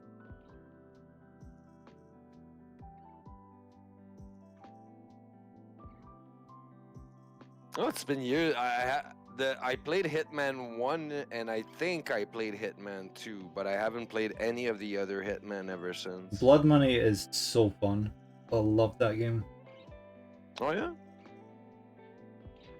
That the last one they came out with? No. That's actually. What is that?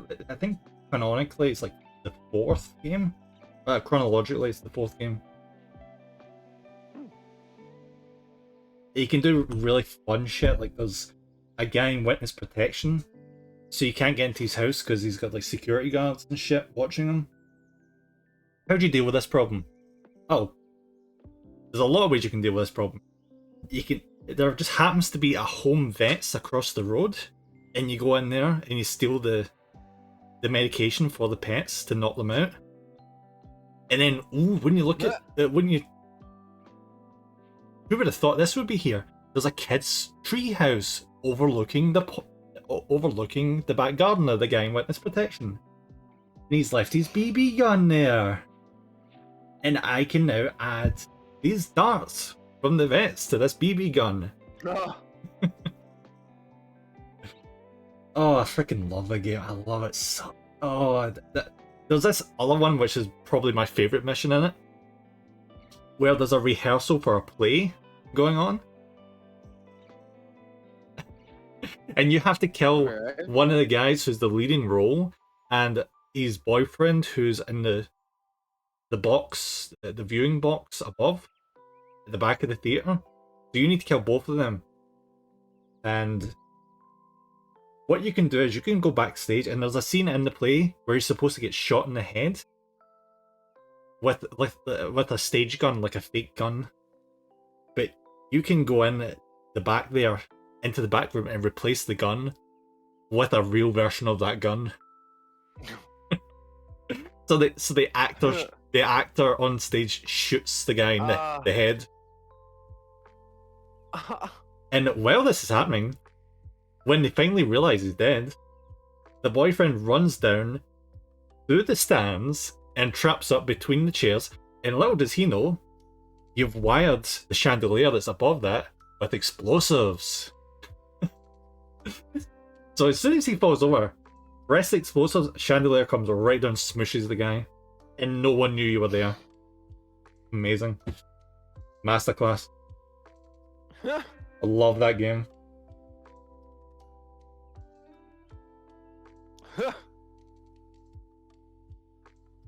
I mean, yeah, I can see how you would you could waste a lot of time replaying certain of the missions and just seeing what you can get away with. Oh yeah, there's so much you can do. You can either do that, or you can wait for the actor to go back to his change rooms and kill him there. Or you can become the guy who's on stage that shoots him with the gun. So many options. I just wish that they hadn't changed the new ones. You can't go in first person in the new Hitman games, which is a bummer.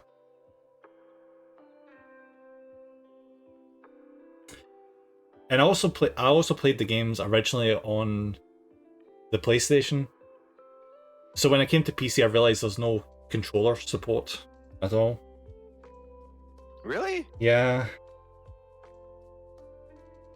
which was a bummer. Even on Steam? Yep, even on Steam. Tried it.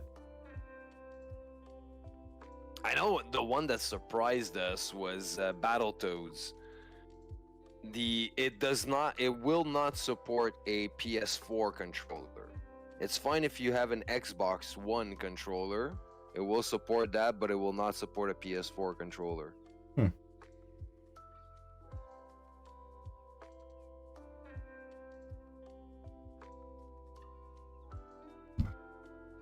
Well,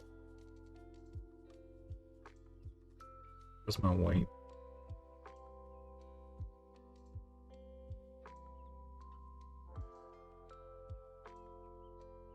There is workarounds, though. You can obviously do the thing where you can download an additional app, which like, Oh yeah, maps the PC controls. But I'm like, I can't be bothered. In this day and age, you shouldn't have to do that. Mostly because I'm lazy. I agree. But yeah.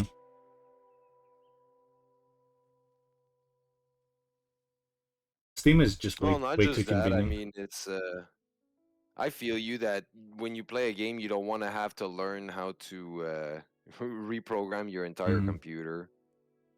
That's what kept me off mods for the longest time, but I have the luxury of having friends that know mods very well and that didn't mind teaching me. Yeah, I didn't touch Even the mod. hard way sometimes. I didn't touch mods for the Phil? longest. I didn't Were touch. you there during that game? What Was game? it you or Hellside? What game was it? We were playing Lethal Company, right? Hmm. Right before we played Lethal Company, Fel is like, install this mod. And it was like about 10 minutes before the stream. So I was like, all right, we need to rush. Like, so I install everything really quick. And they're like, oh, click here, click here, click here. They knew I wasn't going to ask, right? Mm-hmm. Because they told me you need this mod to play with us. If you don't have the mod, it won't work. I'm like, all right, fine. So I install everything. Don't ask questions. If she's still listening right now, she's laughing her ass off because she knows where I'm going with this. And what I did not know is that the mod that fell and other people that were involved in the gag had me install literally allowed them to generate monsters and shit wherever I was. Oh. No, I wasn't there. So, and also, what I did not know is that I think they turned on Discord or something because we were supposed to just use the in-game mic, right? Hmm. And they were doing like fart sounds and stuff like that. Or maybe that was in the game too. And I remember saying like, wow, like when I was by myself in the game to my stream, wow, this is amazing. Like, yeah, that was in the game. Okay, so yeah, the fart sounds were in the game. Thank you, Fel, for clarifying that detail. So, yeah, I was like, wow, this is genius because I can't help but laugh when I hear a fart. So, of course, I'm going to laugh when the monster starts farting, you know? So, the guy that did this game are awesome. I did not know it was them, like, controlling everything. Like, and they were following me. Like, they could see, like, it was like they were hovering behind me while they were doing all of this. I don't know. Oh, that is It brilliant. was fun. That was brilliant. Like, yeah, amazing. But I've learned to understand how mods work and read them when you install them and go, oh.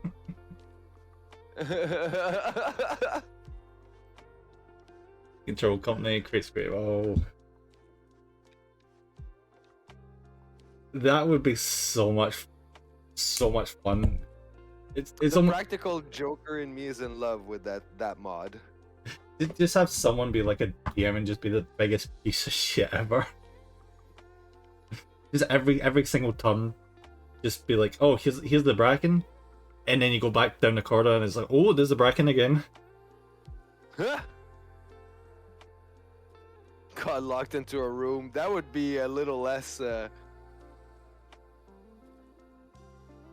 bit more annoying, I think, than hearing fart noises and being caught because you laughed at A monster defecating.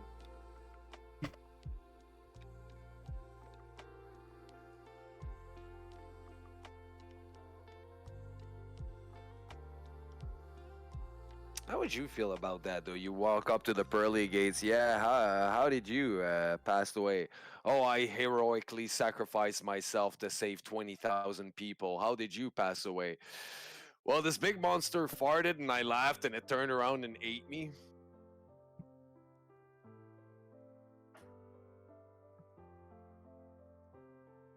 Aldrin as the loot bug freed me.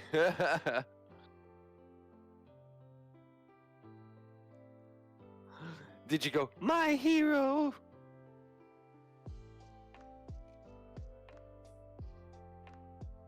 That's what I would do. What they need to do next is have players be able to control the monsters and just hunt down their friends without telling them. Well, technically, Resident Evil 6 did that.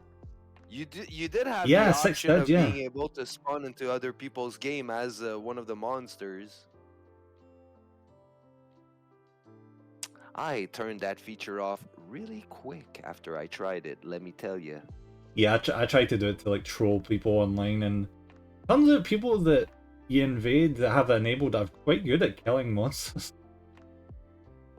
Oh yeah, those that keep it on, it's because nobody's ever gonna be a challenge. Me, on the other hand, like, I got angry. Like, I was like, dude, you're just preventing me from progressing in the story now. Like, and the guy was I forget where it is exactly, but he was standing in this one place where I couldn't shoot at him.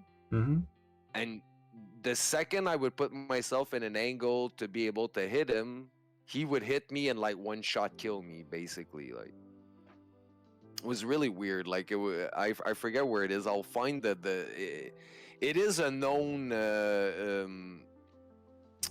back in the day. That's how I found out about like people that like purposely piss off other people in video games.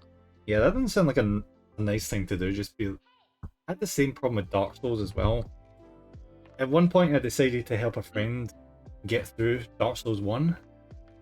And you know how that goes, you have to have the multiplayer enabled so people can invade you. Yeah. And at the worst place in the game, Blighttown, a guy kept invading my friend and throwing dong bombs at him to try and toxin him to death. And, oh, that guy was shithead. He just kept invading again and again and again and again. You know how to play. Well, I don't know if you guys tried that, but you know how to mess with these guys.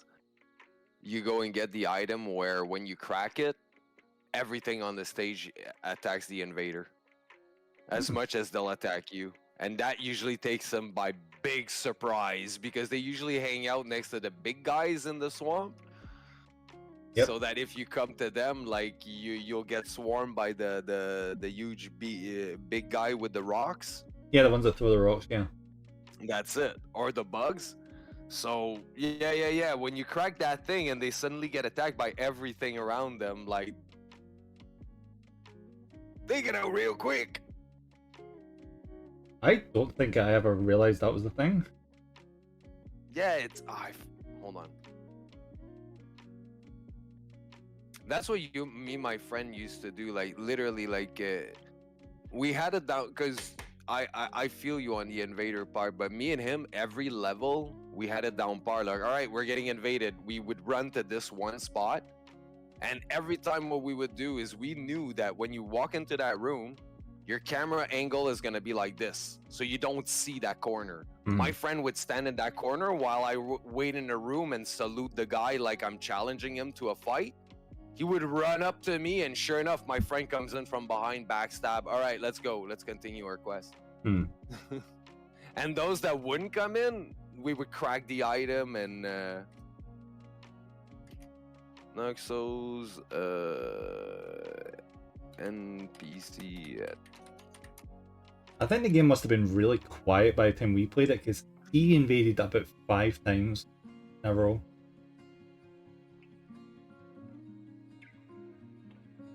And at one point, he actually killed himself by accident. He threw a dung bomb at a bit that was far too close, and he Seed proxied of the himself. Tree of a Giant.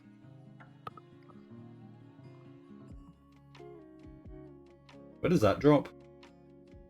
Online play item makes enemies attack invaders. It is a single-use item that is consumed when used. Seed of a Tree of a Giant. You get I think you get 3 in-games.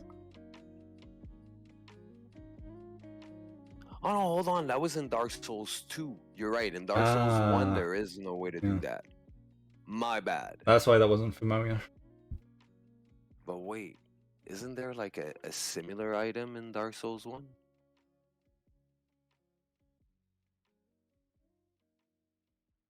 Seed of a Giant 3 is in Dark Souls 3, yes? The good thing about the guy was he was such a massive wimp that what I would do was I got the Covenant of the Dragon, which lets you turn into a dragon with dragon breath. So whenever he got too close, I would just launch fire at him. So there was this weird stalemate between us. It's the Bewitching branch, and it only works one enemy at a time. But I mean, the ambush thing still works though if you're playing with friends. Thing is, though, we weren't at the bottom. We were at the bit where you're still trying to like climb down the wooden structures.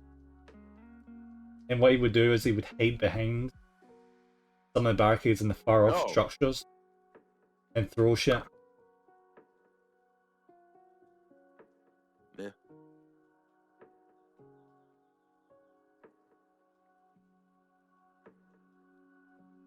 He was a freaking troll asshole. Because what he would do was, after he was a shithead and we finally beat him, he just sent us a message being like, "I'm autistic" or something, and we were like, "Buddy, you can fuck right off." You know, it's funny. I never had that. Like, as many times as I got invaded in Dark Souls, and I've had my fair share of experience of douchebags like that. Literally, you're trying to go forward and you see it's always the same guy invading you, and you're like, "Ah, come on, man. Are we the only 2 people playing right now that you're always invading me?" And it's, mind you, that's only in 2 parts of the game where you kind of need to not be undead. Mm-hmm. The rest of the time, I usually don't use any humanities and stay just undead throughout the whole game, and you can get invaded when you do that. So yeah, throughout the game I barely ever went human because it never ever felt worth it unless you were right outside a boss and you could summon NPCs or something. yeah, that's it. Like, you turn human right before you go meet the boss, but aside from that,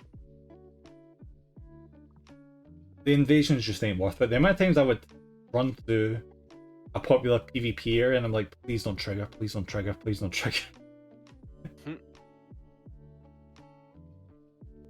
what I really hate though is, you know, at one point you're decked out in armor and you can't see yourself anymore, right? Like, Yeah. You can't see an inch of skin, and you're still human and you forgot. Oh, yeah. And you're just like moving, plowing through monsters, and all of a sudden you get invaded and you're like, wait, no, how? That's a good thing about the third one because you can tell immediately because you're on fire. Yeah, exactly.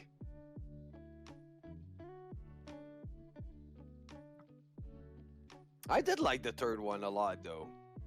I know most people say it's the one they like the least, but I like the second one the least. The second one felt very un-Dark Souls-y. the reason why the second one is my favorite, it's because it's the first Dark Souls that I didn't have a choice but to finish on my own. Oh, because the soul memory shite, where you have to be within the right experience range with the other player. That that way? No, well, yeah, but long story short is I bought it at the same time of my friends, but they had more days off than I did, so they at one point they were so far ahead in the game that I couldn't catch. I was trying to catch up to them. So eventually I gave up trying to catch up and just played on my own, you know? If it makes you feel any better, even if you did catch up, if they were a higher level than you by like 5 levels or something, you wouldn't be able to play together. Yeah, that I'm glad they fixed in Dark Souls 3, and I think the Dark Souls 2 remastered also they fixed that. That I might be wrong though. I'm not sure, but I hope they did. That was a really, really goddamn dumb idea. I get the reason why. The reason is to stop people just helping someone through the entirety of the game without the other player having to do shit. But still, they went a bit overkill. Alright. Does this staff look like it's on fire?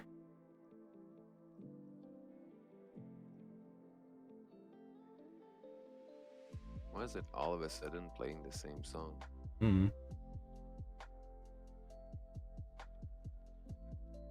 There you go. Need glasses. Get your glasses.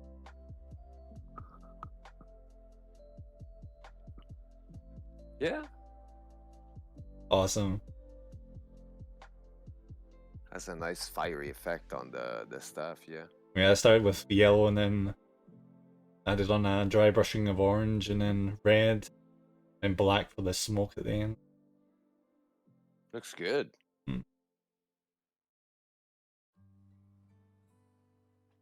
I think I'm gonna quite like how this turns out. I'm gonna probably do something really stupid like off stream, add more additional colors, but I'm gonna try and stop myself.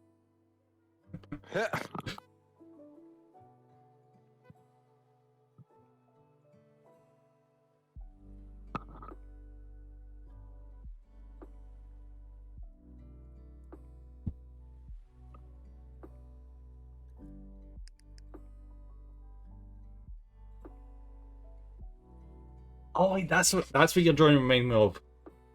Mr. Otter Goes to Washington.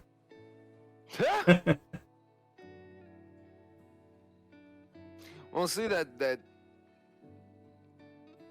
the fun thing of a suit. It could be so many things, like you said before. Add a Walter PPK. I'm James Bond. Add a silenced different gun. I'm the guy from Hitman. Silence the stiletto. Exactly. Or silver baller. I Heck, think at it's this point, silver baller. at this point, any other costume behind it, and I'm one of the announcers for any kind of show out there, you know, like.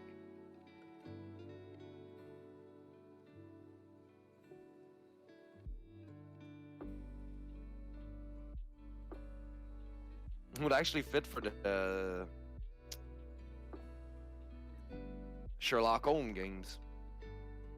I've never played them. Have you? Have you checked them out? Oh, yes. They're some of my favorite games. The Devil's Daughter? Oh. Oh man, that's a good one. The new one is pretty good. The only one I've checked out that's similar is what do I call it again? That one that's the Cthulhu game, but it's not actually Sherlock Holmes. I know I know Sherlock Holmes had a Cthulhu game, but there was another one by the same company. The new one that came out, it's Sherlock Holmes: The Awakened. That is about a cult of Cthulhu. The Devil's Daughter is about Sherlock Holmes' daughter. Crime and Punishment, I forget what's the big story, and chapter 1 is his first adventure, basically. The young man.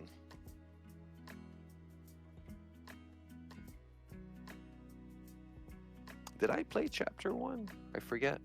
That's Because I bought a few of them when they were on special. is that the one with the spooky homes where he just teleports? No. They're actual like detective games. Like I don't know if you ever played the Phoenix Wright Attorney at Law games. Yeah, I know they're like just detective ones, but I think I've seen people mention that if you turn your back, Watson just like teleports. Oh, the creepy what? No, that's in the original the Awaken. Yes, but it's because they program Watson to always be behind you. Basically, so yeah, you can make it do weird things by making Watson appear in weird ass places. Yeah. Hmm. I think it's in the Awaken or Crime and Punishment. I forget which in the two, but it's one of the older games. But if you like puzzle game with a good story, like the Sherlock Holmes games are really good. Oh, Sinking City. That's what I'm thinking of. Have you played that? Played that one? Yep. That was I think my fourth stream, the fourth game I streamed. Yeah, that was really good too. It's I will say though, the ending left me a bit. Yeah, I know what you mean. Yeah, it was a really I preferred rushed for feeling. if you want a good Cthulhu game, I prefer Call of Cthulhu, the one that's just called Call of Cthulhu. That's the. And on the cover, you see a guy with a beard holding like an old time Oh lantern type of that thing. one. Yeah, I thought you meant for a That one, second the Dark Corners of the Earth one. well, no, but that one I tried to play and stream it, but it kept there's a bug in it that I keep getting in mine. Whenever you go into the basement, the game crashes.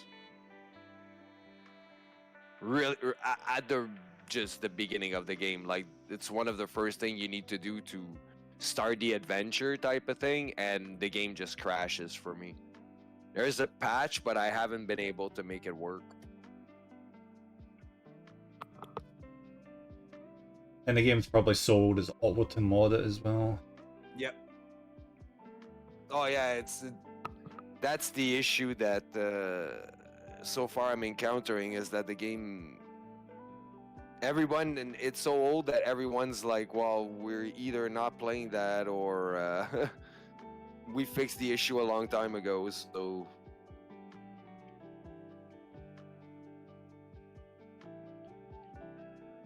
I hate that when that happens. See, when you go into a forum for a problem like that, and the people are like, "Oh, we've not encountered that problem. It's fine." Yeah. You're just standing there being like, "But I need a solution. Come on."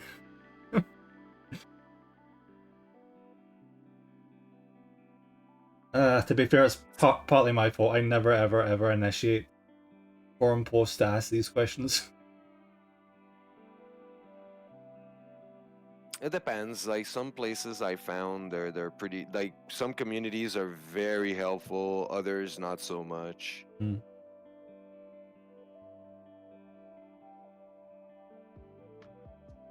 And others you join and all of a sudden you get fished.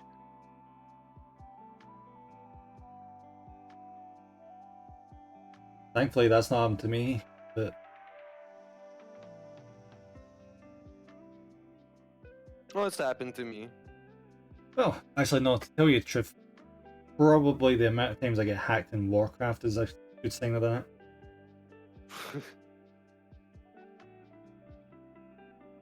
Ah, shit, I've been doing my lines too thin. Oh, well. Fuck it.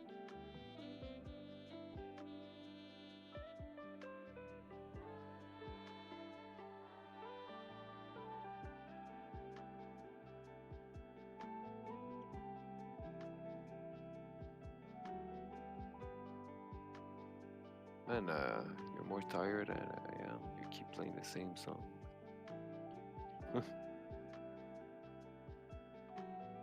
Here we go. I know this one hasn't played.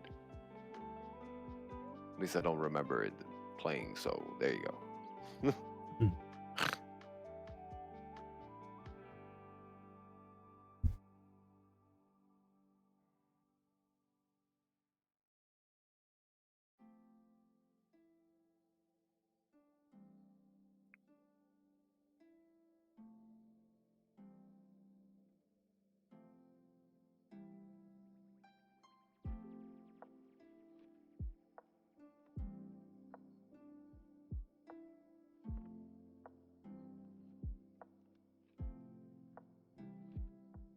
I have to just shoot. You know something new I started watching this week that's actually not bad. I started watching the Kinnikuman The Perfect Beginning series. Mm-hmm. The prequel Ultimate Muscle, yeah. Yeah, it's actually not bad.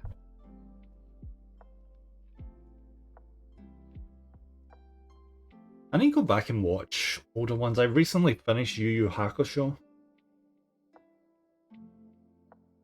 And that was good till like the third act, which I almost dropped the series on because it made no freaking sense half the time.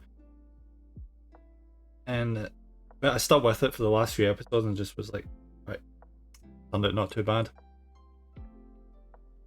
I like the manga, but I didn't like the show that much.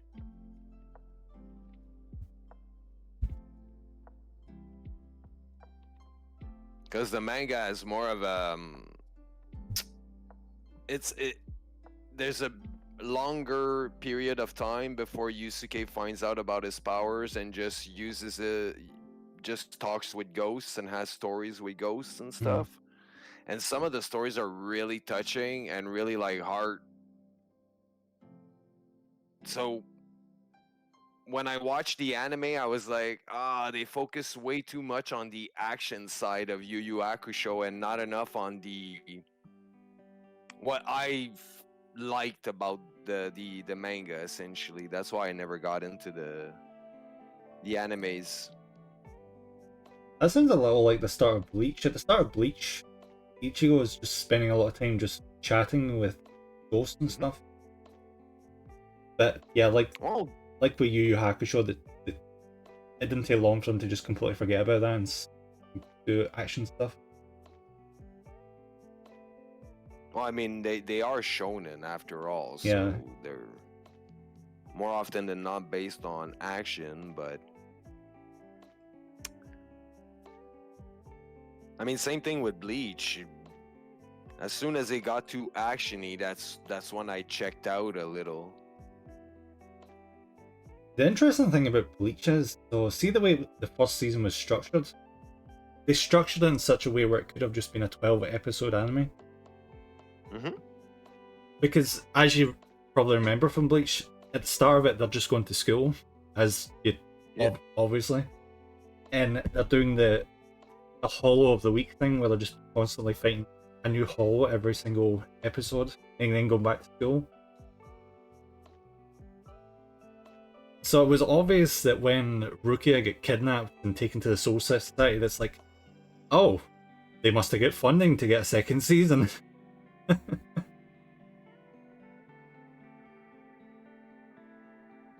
I did quite enjoy it. It could have also been the climactic ending to the whole thing too, where he saves her, and after that she comes back, and you know.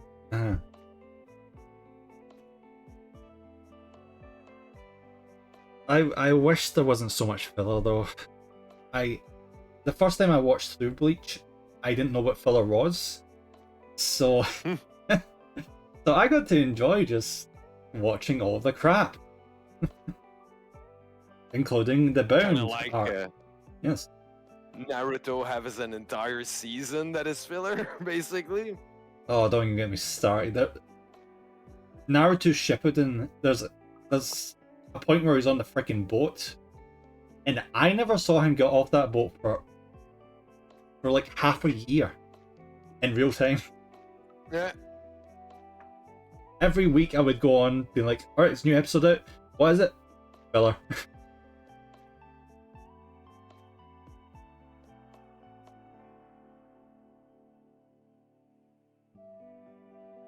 Naruto was a weird one though. When I first started watching it, I watched the dub because being a teenager, I was like, I don't want to watch something in Japanese.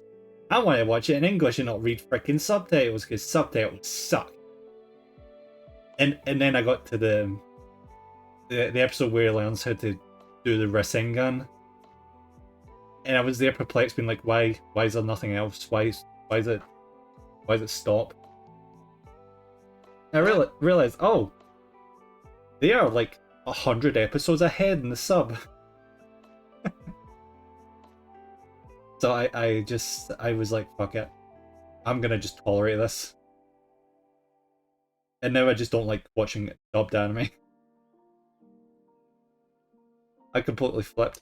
Yeah, it's mostly because it's rare that I'll sit and watch something. I always like have something playing on the background while I'm doing something else. So it's that's why like I don't like subtitles because it forces me to do just that, and that for me is wasted time. Especially for certain series. There are some that I'm like, no, I'll watch the dub, the subtitle because I want to watch everything as it comes out. But that, or because I truly hate who they chose as the voice actor, so. Like Spy Family, I can't stand the actor that they chose for the voice of Anya. I'm like, it just doesn't fit. Is it like really squeaky and high pitched? No, I mean, on paper it works. In reality, I hate it. I think it's the best I can describe it, essentially. I just don't like the sound of her voice. Like, not my Anya. Hashtag not my Anya. Exactly. You false Anya, you.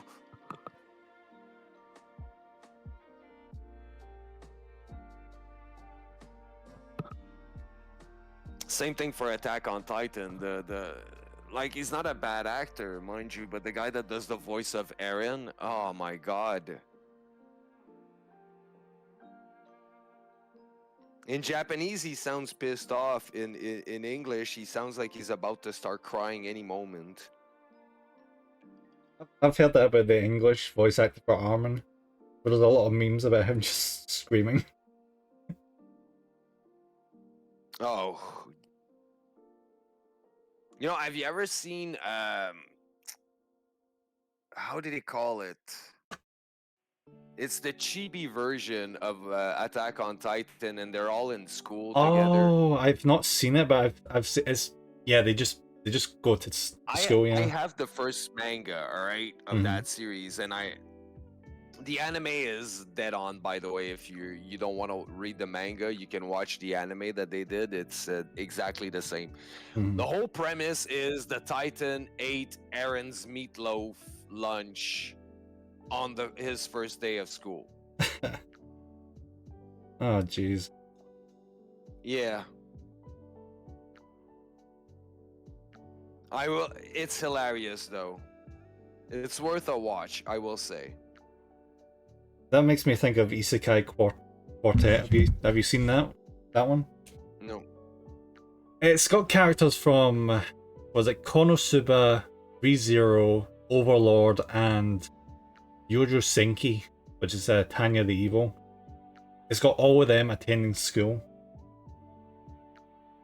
What do you mean? Yes, boat season. Which show? Hellside. Oh, Black Clover. I've still not seen Black Clover.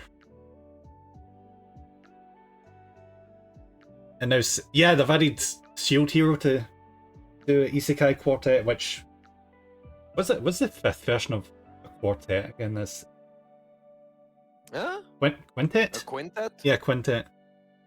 Mm-hmm.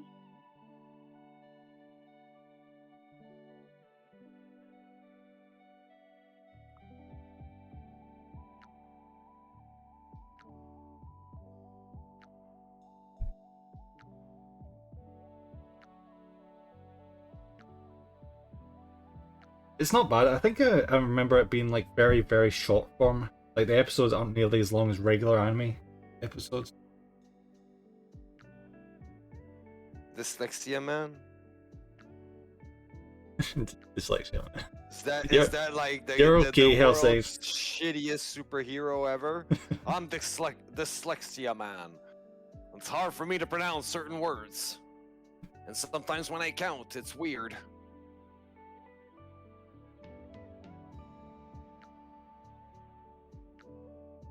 It's like kind of in South Park, the fractured butthole. The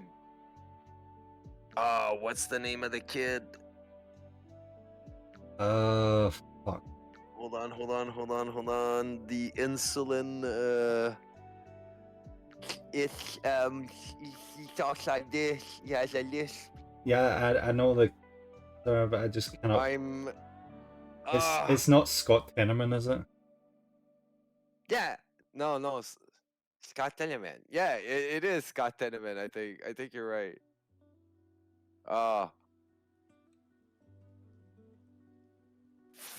To the internet.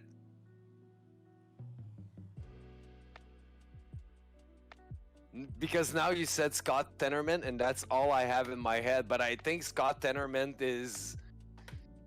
turns out to be Cartman's long lost brother. That Cartman did something to his parents that turned out weird episode.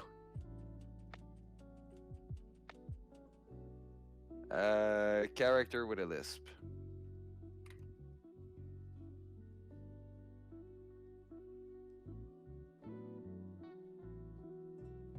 Scott Malkinson. Scott You were Malkinson, close. that's it.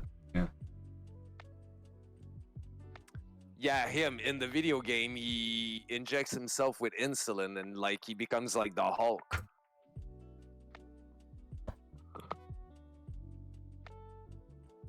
Who was the Tenormans again? I know there was.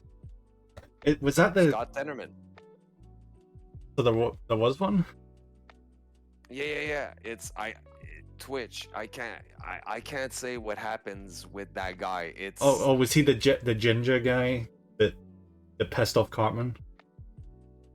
yeah, he's Cartman's worst enemy. That Cartman did the thing. It's the episode that ends with Stan looking at Kyle and go, "Wow, I didn't know Cartman was that insane. Let's make sure we never make him that angry at us." Oh And yeah, Cartman the ends with, chili "Oh episode. yeah, the sweet tears. Yeah, the chili episode. Yeah, you get where I'm going with."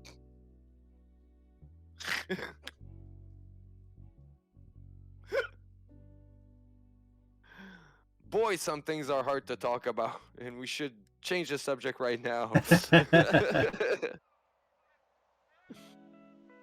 But yeah, that's him.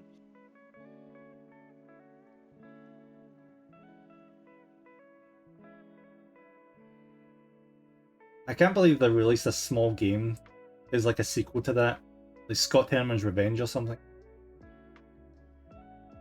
Oh, there's a new there is an episode that came out too recently of that.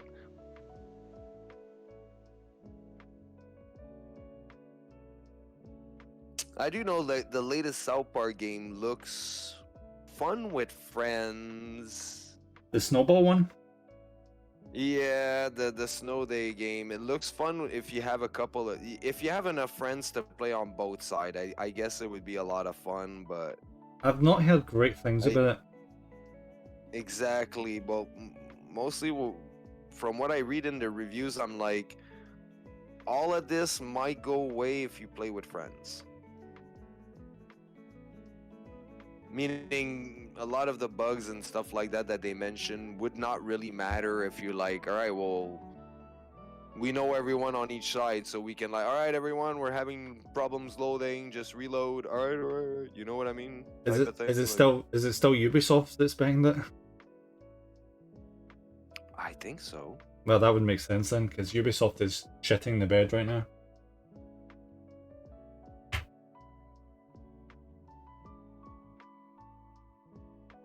I honestly don't know, and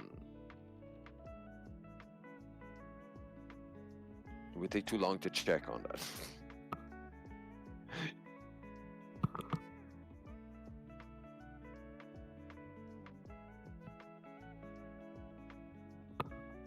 I will admit I was disappointed when I didn't see that it was a sequel to The Fractured Butthole, though, that came out. Hmm.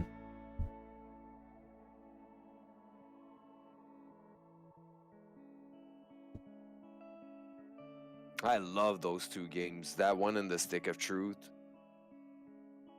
Oh yeah, those were great games. You can only play the first one through so many times though.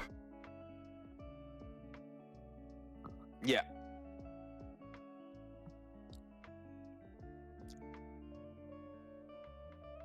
There's only so many times you can go into the woods and fight wolves. Or go to Canada, Yeah, Canada. where all the graphics are old and shitty.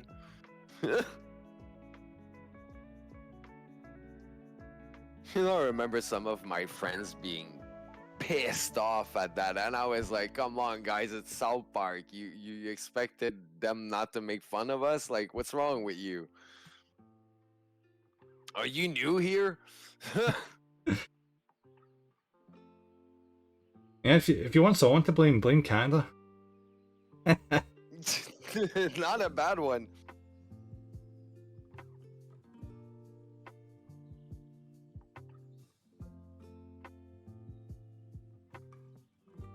That was my favorite song from the movie, actually. I'm generally surprised though Scotland didn't get much shit for the South Park creators. The most attention they spent on Scotland was when Chef went to visit his family that was in Scotland. And what was it, the Loch Ness Monster owed his mother 350? Yeah.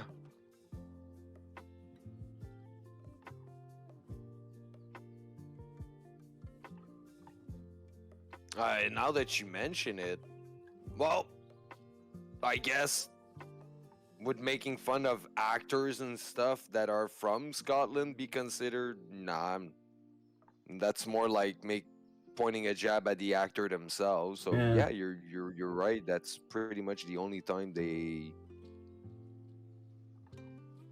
I think, even made reference to. Yeah, they don't really do other countries that much if they're not in the border to it. Well, unless something big is happening with that country that is like fun worthy. Hmm.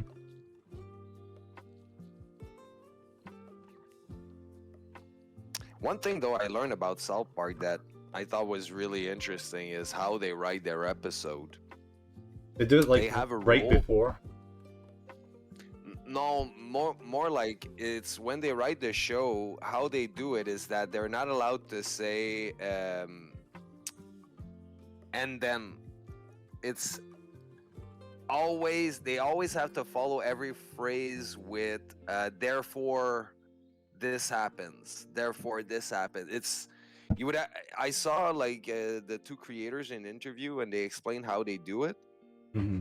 I was like, that actually makes a lot of sense, because they like, that's how there's always something happening in South Park.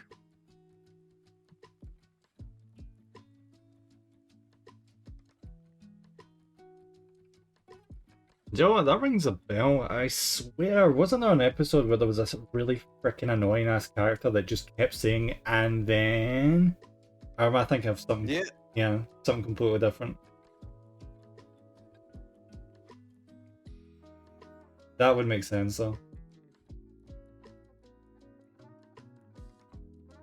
I find it I think you're right. so amazing that even like Ike is voiced by one of the creator's daughters.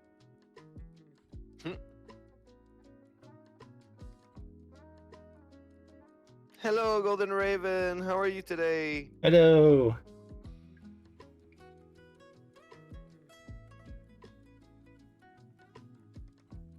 Doing pretty good, doing pretty good. It's a little quiet day. Yeah. What are we doing time? Oh, we're actually doing really well on time. Jeez, I'm flying through this. Haha.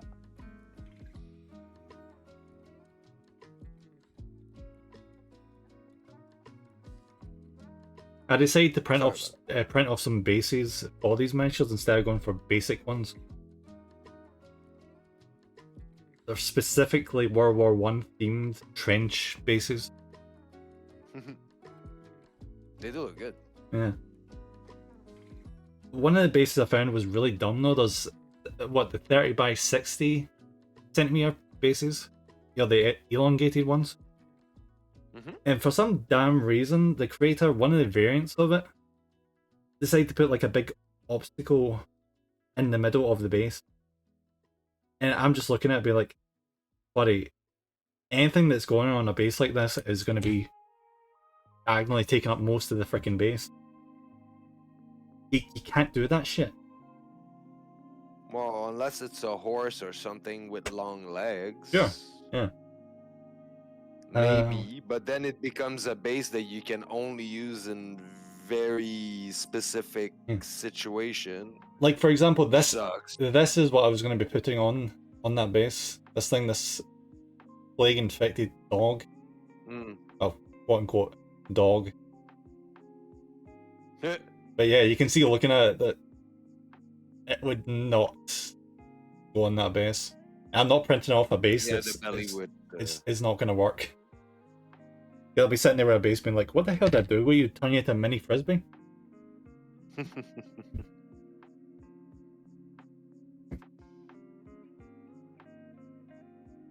Well, one of the things I did buy on my mini factory was it's basically a set of rocks, skulls, plants. Oh, like basing all material. things that you would. Hell Yeah, a bunch of basing materials. Because one of the Patreons that are participated in the welcome package that they give you, you have a bunch of different bases for different size of miniature, and they're all like just regular flat plain bases with nothing on them.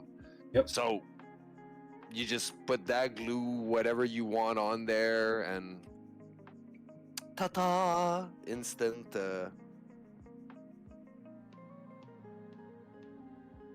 instant custom bases. I'll need to get ones for basing materials and stuff. I think it's Goon Master Goon on Master. my mini factory that I use. Right. Yeah, that's the problem I have. I go into the shop and I see Game Workshop's box basing material. It's like £20, which is like what in dollars? Like $25 for just basing material with skulls and shit, and I'm like, I could buy a mini with that. Yeah.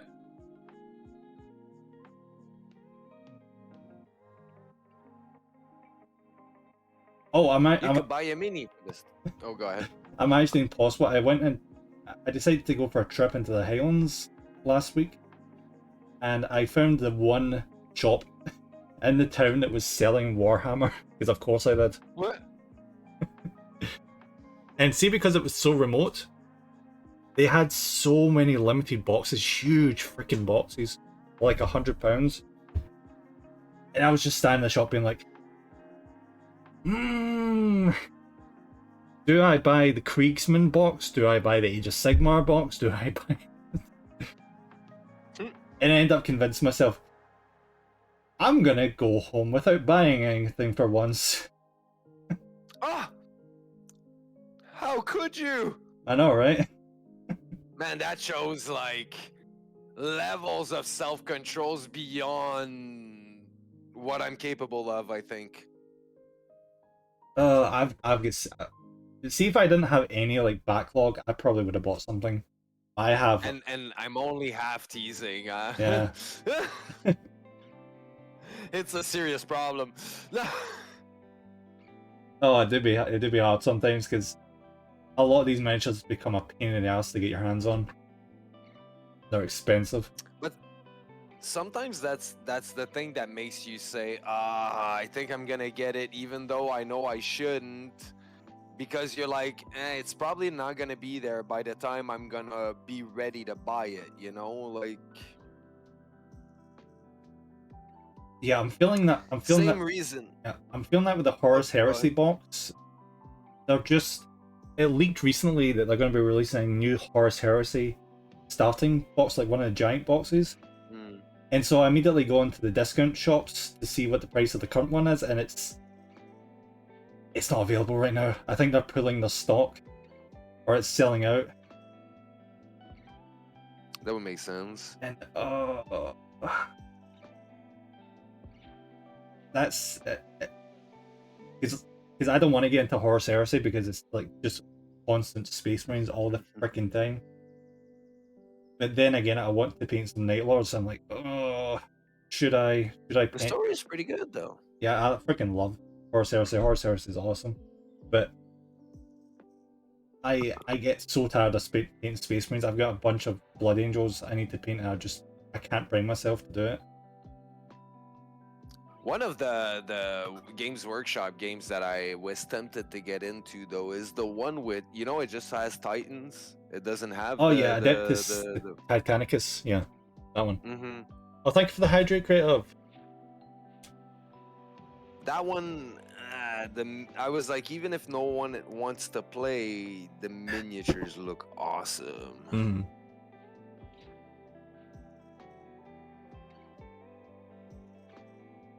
Gotta produce them faster than they release. I just wish Games That's- Workshop would piss off the FOMO. They love their FOMO right now. Well, that's how they make most of their money, right? Their whole business model is based on FOMO. It never used to be either, but I suppose that's why they think that they were doing badly.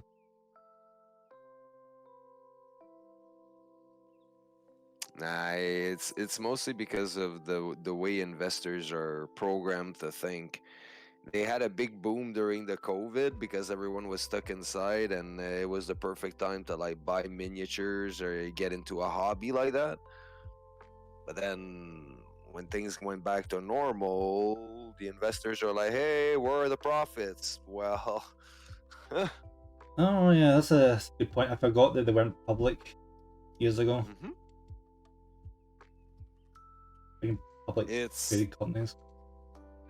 in a nutshell, that's a lot of what's happening with the Games Workshop right now. That's why I love Steam. If more companies could just not go private, very much appreciate that. And not go public. Go private. Everyone go private.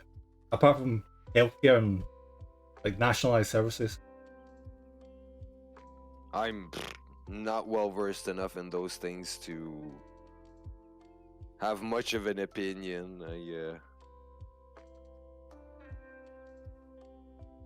But let's just say it there, like the American healthcare system is basically fully privatized. That's why it's all this stupid insurance crap. And if it was nationalized, you wouldn't have to deal with that bollock.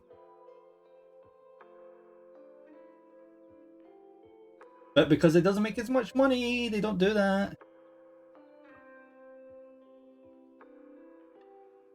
That's why I would never move to America. Oh, break my leg and I'll lose half my bank account.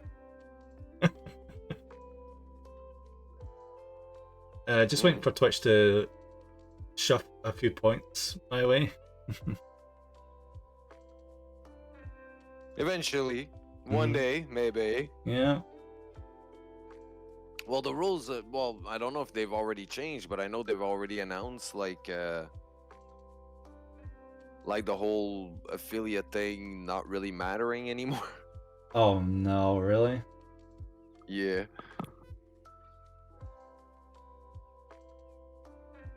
That sucks. Well, no, it's actually good for people that are starting. It means, but it just means now the bar is higher. Now it's not affiliate, it's partner. That you aim for gold. You know what I mean? As long as they're not using it as the excuse to just not give. Oh, does that mean that we don't have to deal with ads anymore?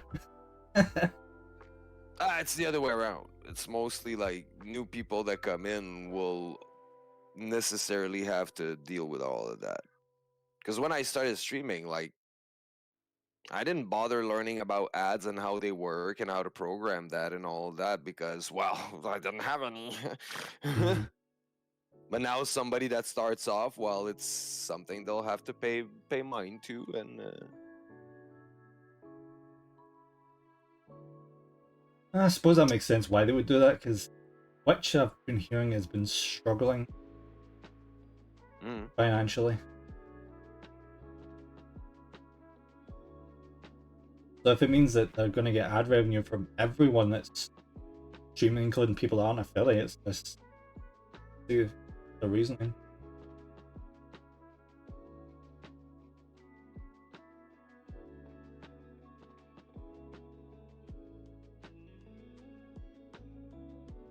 I would not be the person to talk. Like, all I know is that I was told that the rules have changed. I was like, oh, really? Cool. Well, I'm affiliate, so You know the change nothing rules, for and me. so do I. Exactly.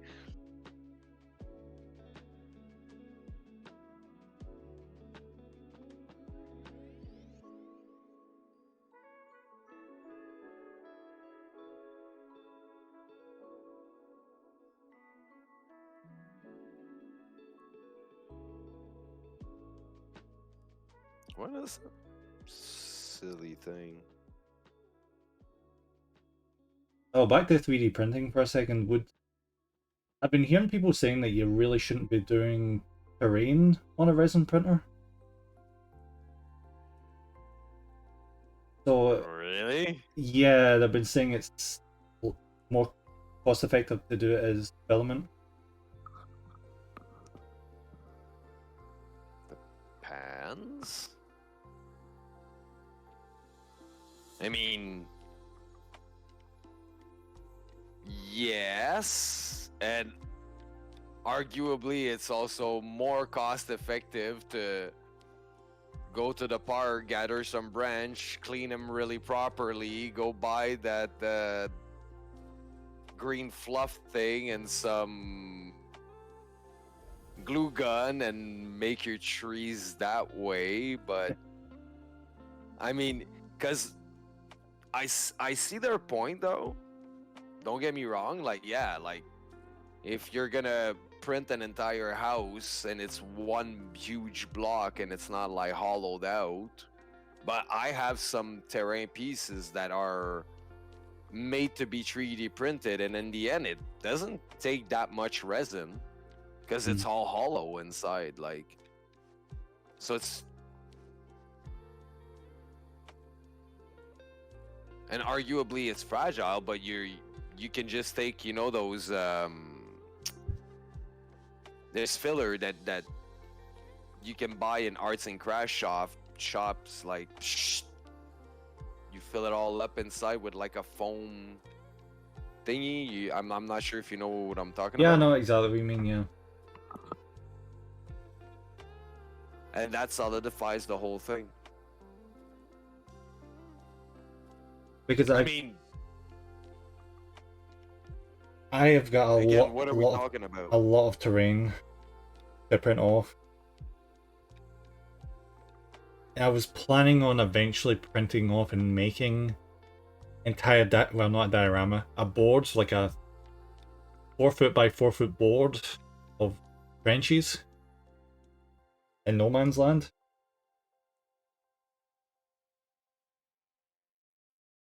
So I'm I mean, gonna need a lot of trench walls shit for that.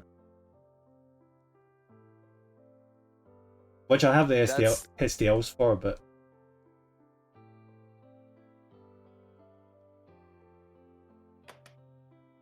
where's my mouse? I'm wondering how many bottles of resin I might potentially end up going through.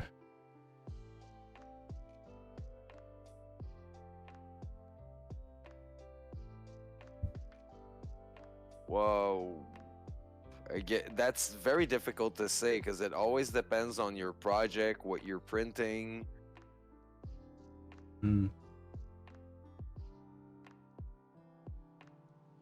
But most of the spaces will be taken up by like foam.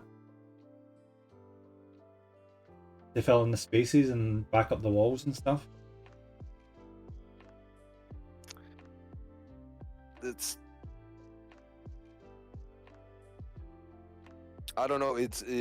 I would have to. I guess I would have to see what exactly the project is, because I mean, yes, some things will be cheaper to carve out of foam, will be or use cardboard, glue, and a bunch of other things. But then again, depending on what you want the final piece to look like, you 3D printing will give you like a more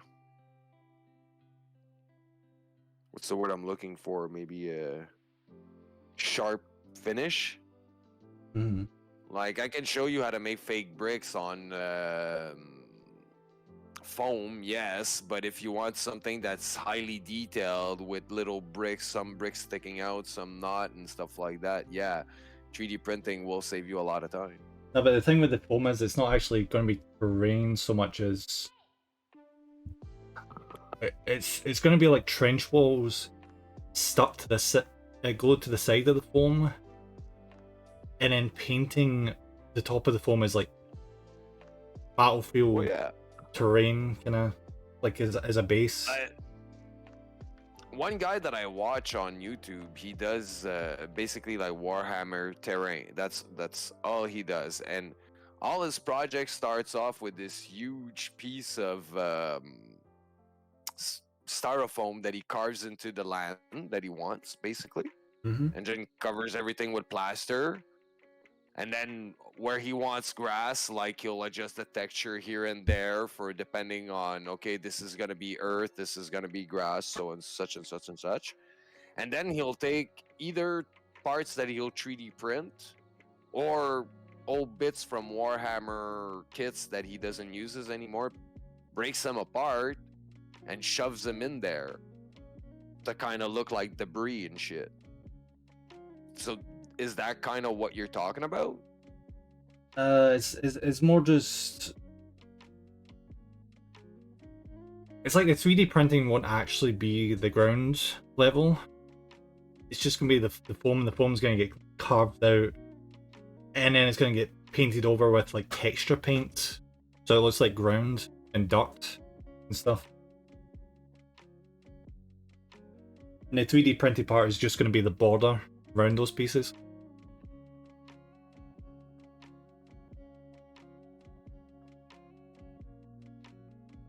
So in the grand scheme of things, only like what, a fifth of it will be the 3D printed terrain.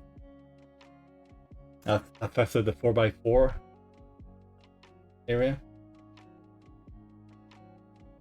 4x4. 4 foot by exactly? 4 foot by 4 foot board size. You're gonna 3D print a 4 foot by 4 foot board? No, I'm gonna 3D print the walls for the terrain, and everything else will be made out of foam with additional details 3D printed. Yeah.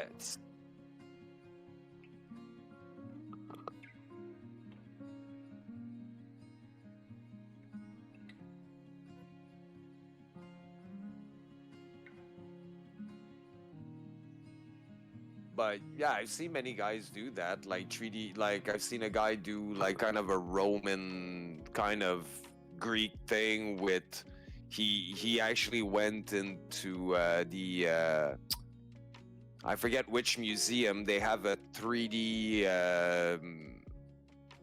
you can download 3D models from their website, and those 3D models they will work in Lychee as any 3D STL files that you want to 3D print.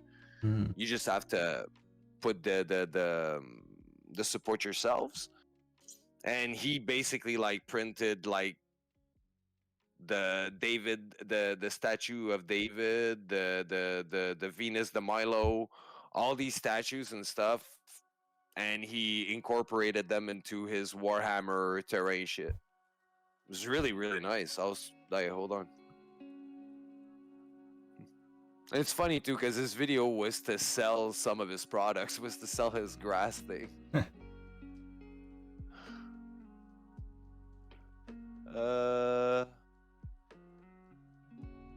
Because I got the idea because I was watching this other guy who literally made his entire like these individual blocks that you can move around and make your own different terrain depending on how you moved it.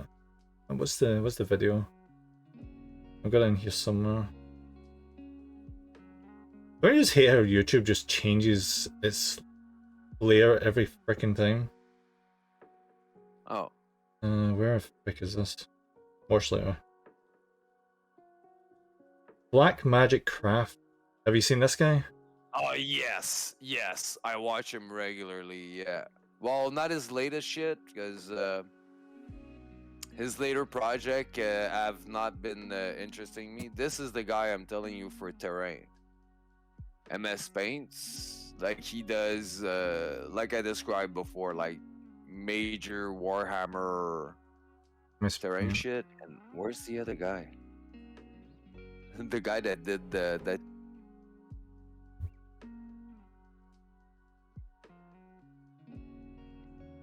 Oh wait, I think it's I've definitely seen this guy's video pop up.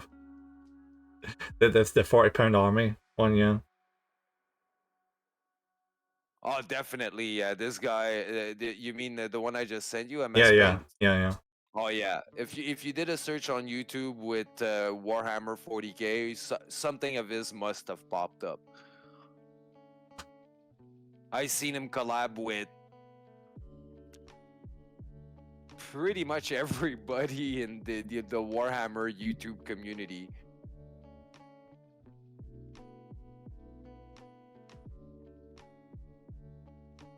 I forget what's the other one called though.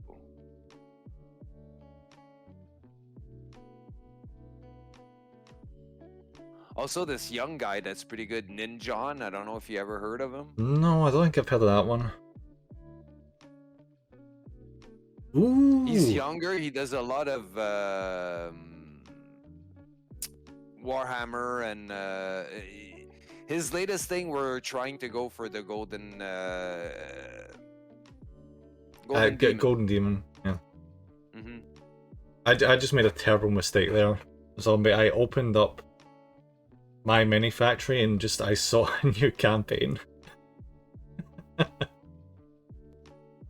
It's for a sewer system, a tiled sewer system that you can get in the campaign. Hey, Natural Board Gamer. Hello. Thank you for dropping in. Oh, this looks so cool. I need to not look at. I'm working on this stuff. Suited me. Suited and booed. For all occasions. And to seduce the ladies. Hmm. I mean, we do look good in suits, don't we? Yeah.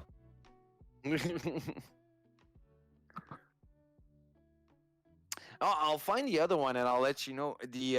There's another video guy that what he did is he took videos of Skyrim and redid one of the castles or something like that. But it's not 3D printed. It's he shows you how to carve stuff from clay and. Oh, I love those videos. Yeah. And his board is massive.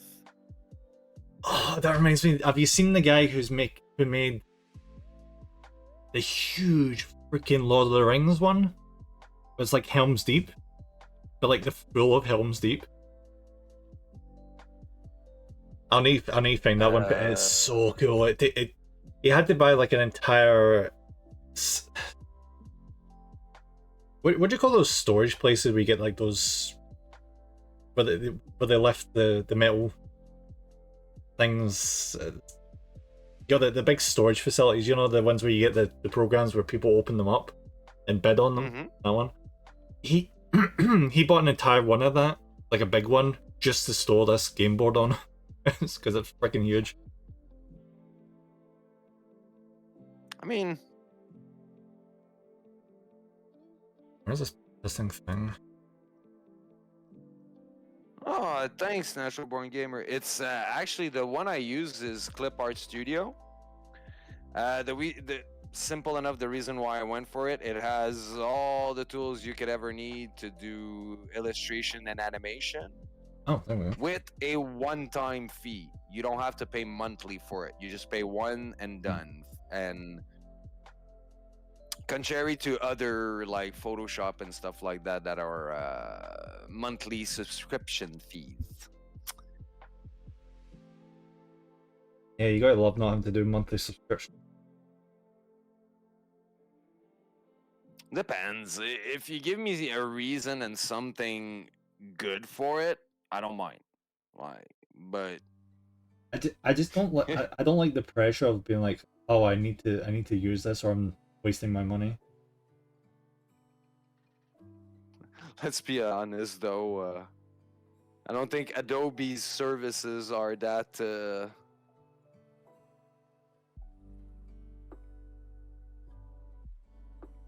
Oh yeah, didn't Adobe literally just shit the bed recently? That's a mild way of putting it. Yes, I was avoiding saying it, but you're absolutely correct.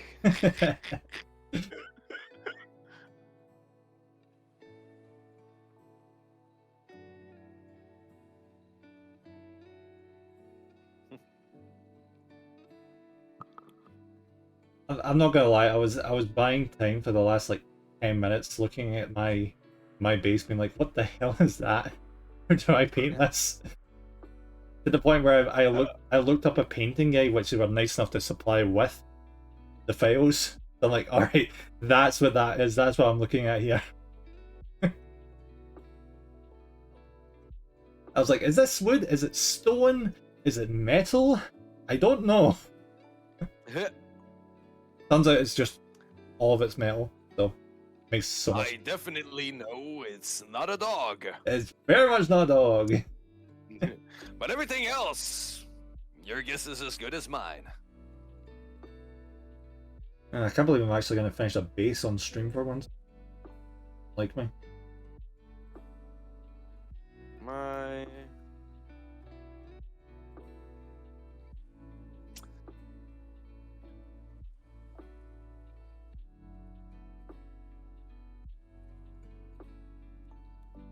How is Mr. Suited and Booted coming along? Very good. Good. Although I am getting tired, like I'm about ready to. Are you gonna continue for a bit, or you're about to? I'm probably end going to yourself? continue for about 10 minutes. All right. I'm only in the base. I think then I'm gonna save. Shave. Get the shave on. Or yes, cause oh, hold on. I'm gonna need to do this. Use the mouse. Use the mouse, damn you. Exactly. We'll remove the chat. So I don't need it. Ah, I can see. It's a miracle.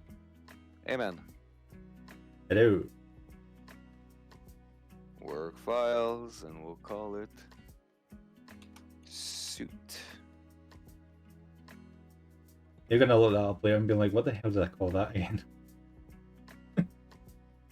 Oh no, I'm very well organized with my files. I've learned it the hard way.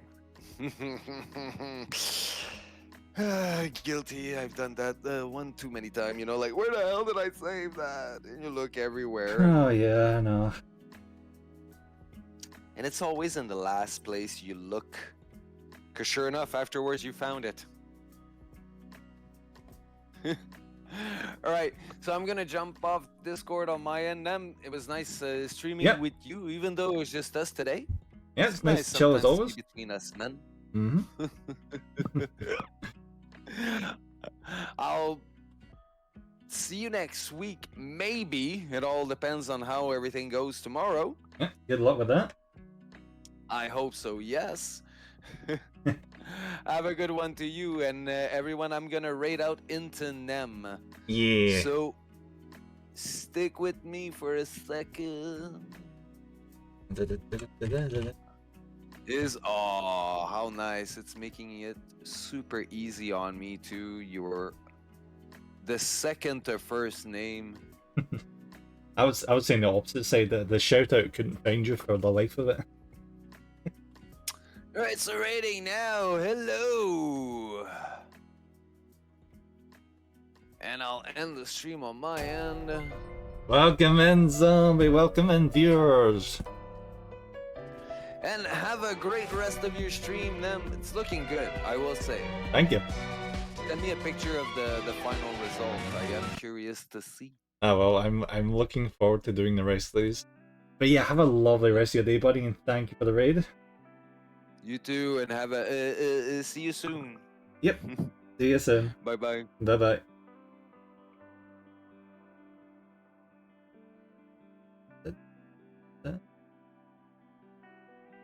Just need some grenades.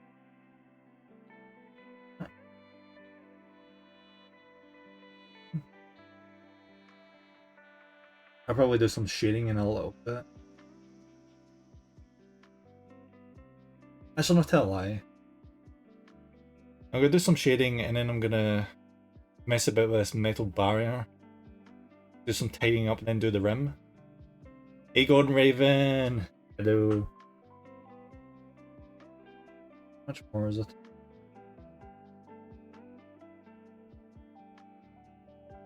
Let's probably do a bit of clean up in the robes.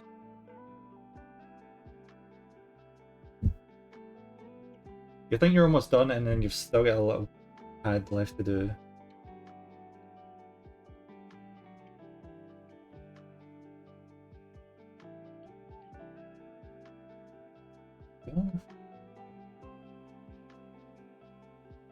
Lovely.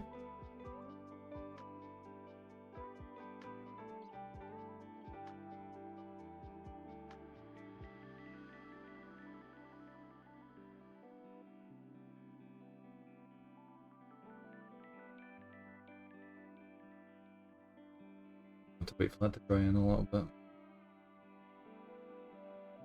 Dark for my like.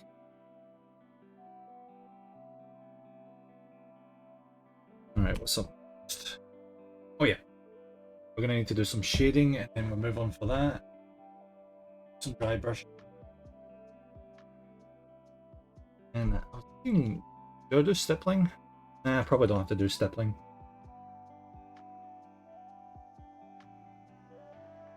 I could, but we're not gonna. Gonna go to town on this with some aggressive shade.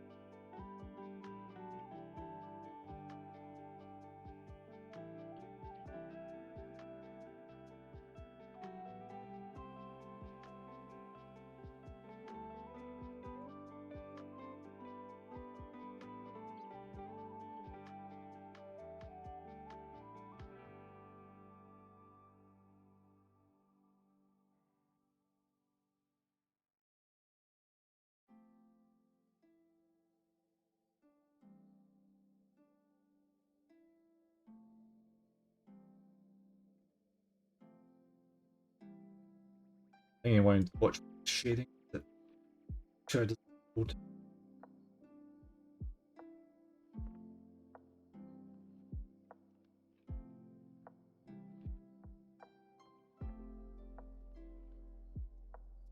Okay, so now that we've done that, I'm gonna add some corrosion to the barrier at the side. Once that's applied, we're gonna let it dry for a bit. Then we're gonna add rust. And once that's done, do the rim, and then we're finished. Unless I finish up streaming I see something that I very much do not like the look of, which happens more than you'd expect. I'm probably going to leave this as is once I wrap up. The really hard thing you need to teach yourself is to not touch something once you're done. It's usually you make it worse.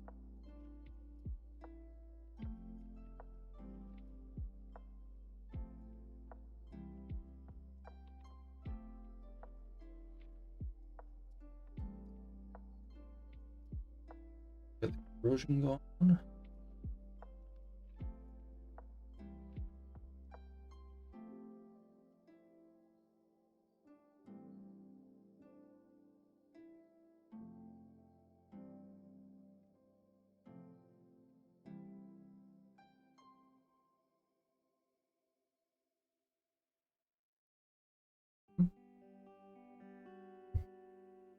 Well, this doesn't end up looking too much like the character's armor. Just to make sure that doesn't happen, I'm probably going to rust the living crap out of this barrier.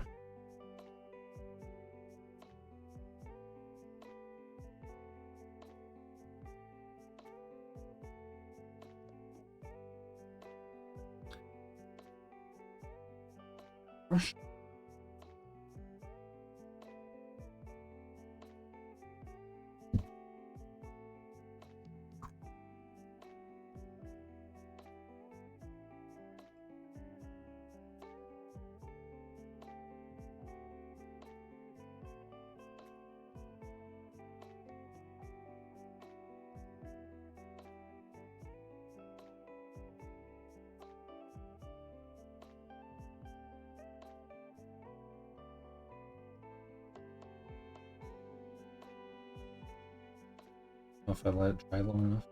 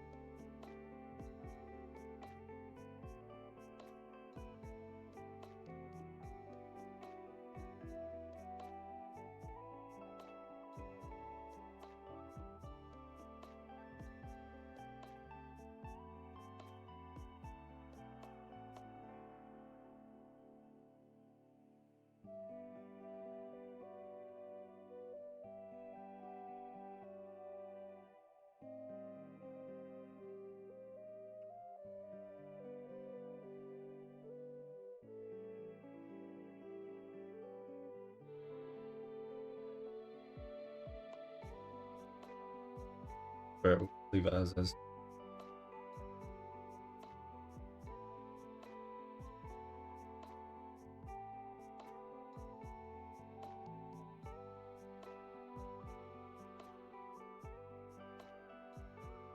Yeah, that'll do.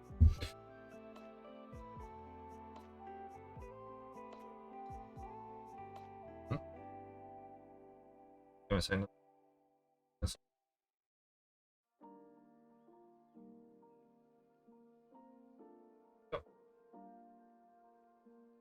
Alright, let's do the round.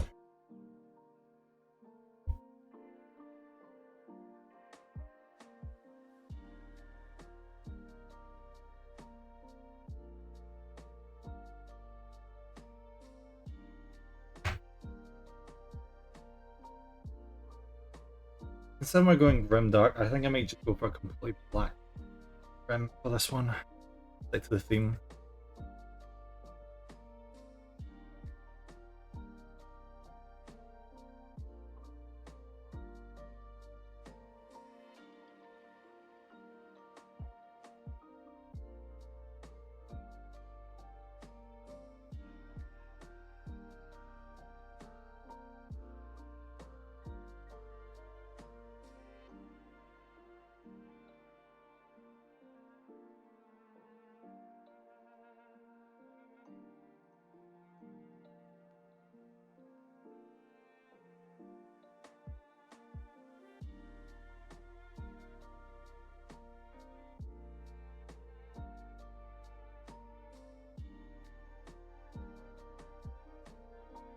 The downside of painting rims though is you slowly start to run out of places to hold on to. You slowly work your way around the rim that you were using to hold on to, and it's don't have anywhere else to put my fingers.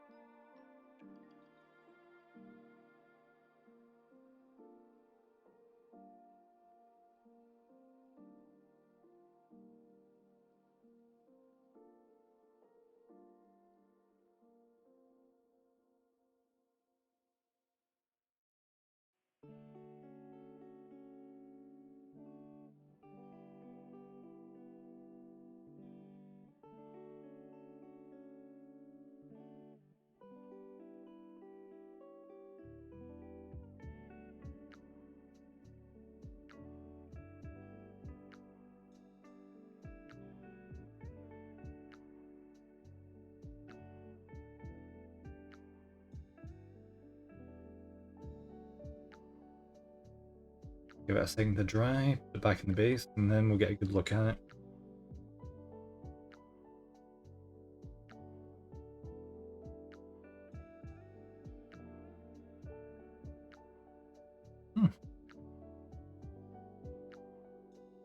Not bad. Only three shippers taking to do this. I genuinely thought it was just going to take way longer to do this kind of one. Especially with the base the way it is.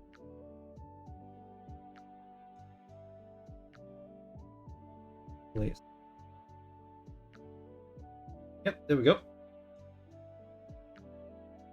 The camera focuses well enough. There we go, there was one heretic priest.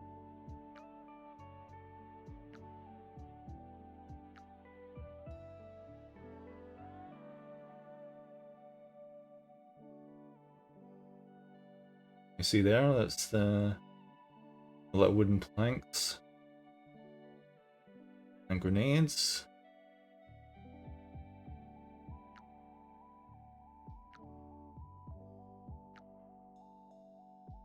I'll be honest, I thought this was going to end up looking a lot worse.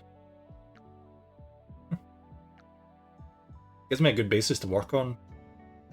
I'm going to be using this as a template for the other ones I'm going to be painting in the future. I've not got the next ones I'm going to be working on in front of me. One of the next ones after that batch is going to be this one here. He's going to get a pretty similar looking theme to this one.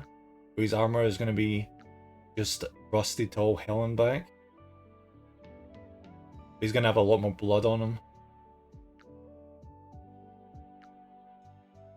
Yeah, he's going to have a lot more. Jesus Christ. He's going to have a lot more blood on him, my god.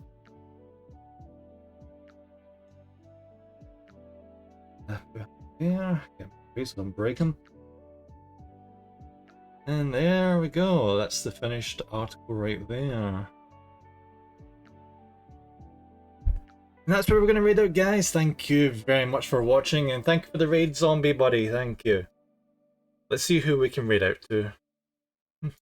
I'm gonna see about next week. I'm gonna paint another one of these on stream because I actually quite liked doing something like this. It's as grimdark as Warhammer, but it's, I don't know. It feels very different. Not to mention, it's not got the whole like Space Marine thing where I'm like painting the same like scheme over and over and over again, you know? Right, who's online now? Let's see.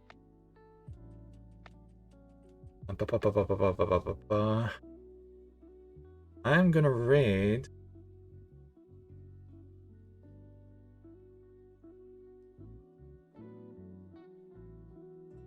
Let's raid Cat, who's currently playing Pokemon Let's Go Pikachu with Shiro.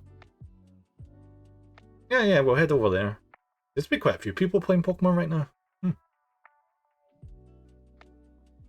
Either that or Froggy, who's doing Warhammer 40k.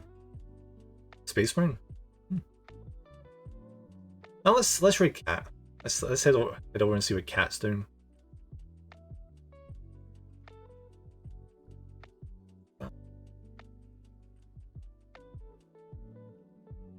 Oh, she's currently fighting Muck with a Venusaur, okay. Get that up. Nice.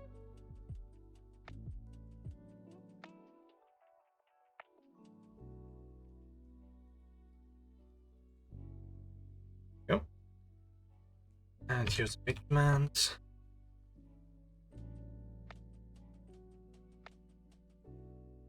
But yeah, guys, thank you very much for popping in. It's always appreciated, and I'll see you guys again on Friday, where we're going to be playing some Expedition 33. I heard it's a good game, so I'm looking forward to it. Yeah, guys, have a lovely rest of your days, weekend, and such and such and such. Right. Bye, guys. Bye-bye.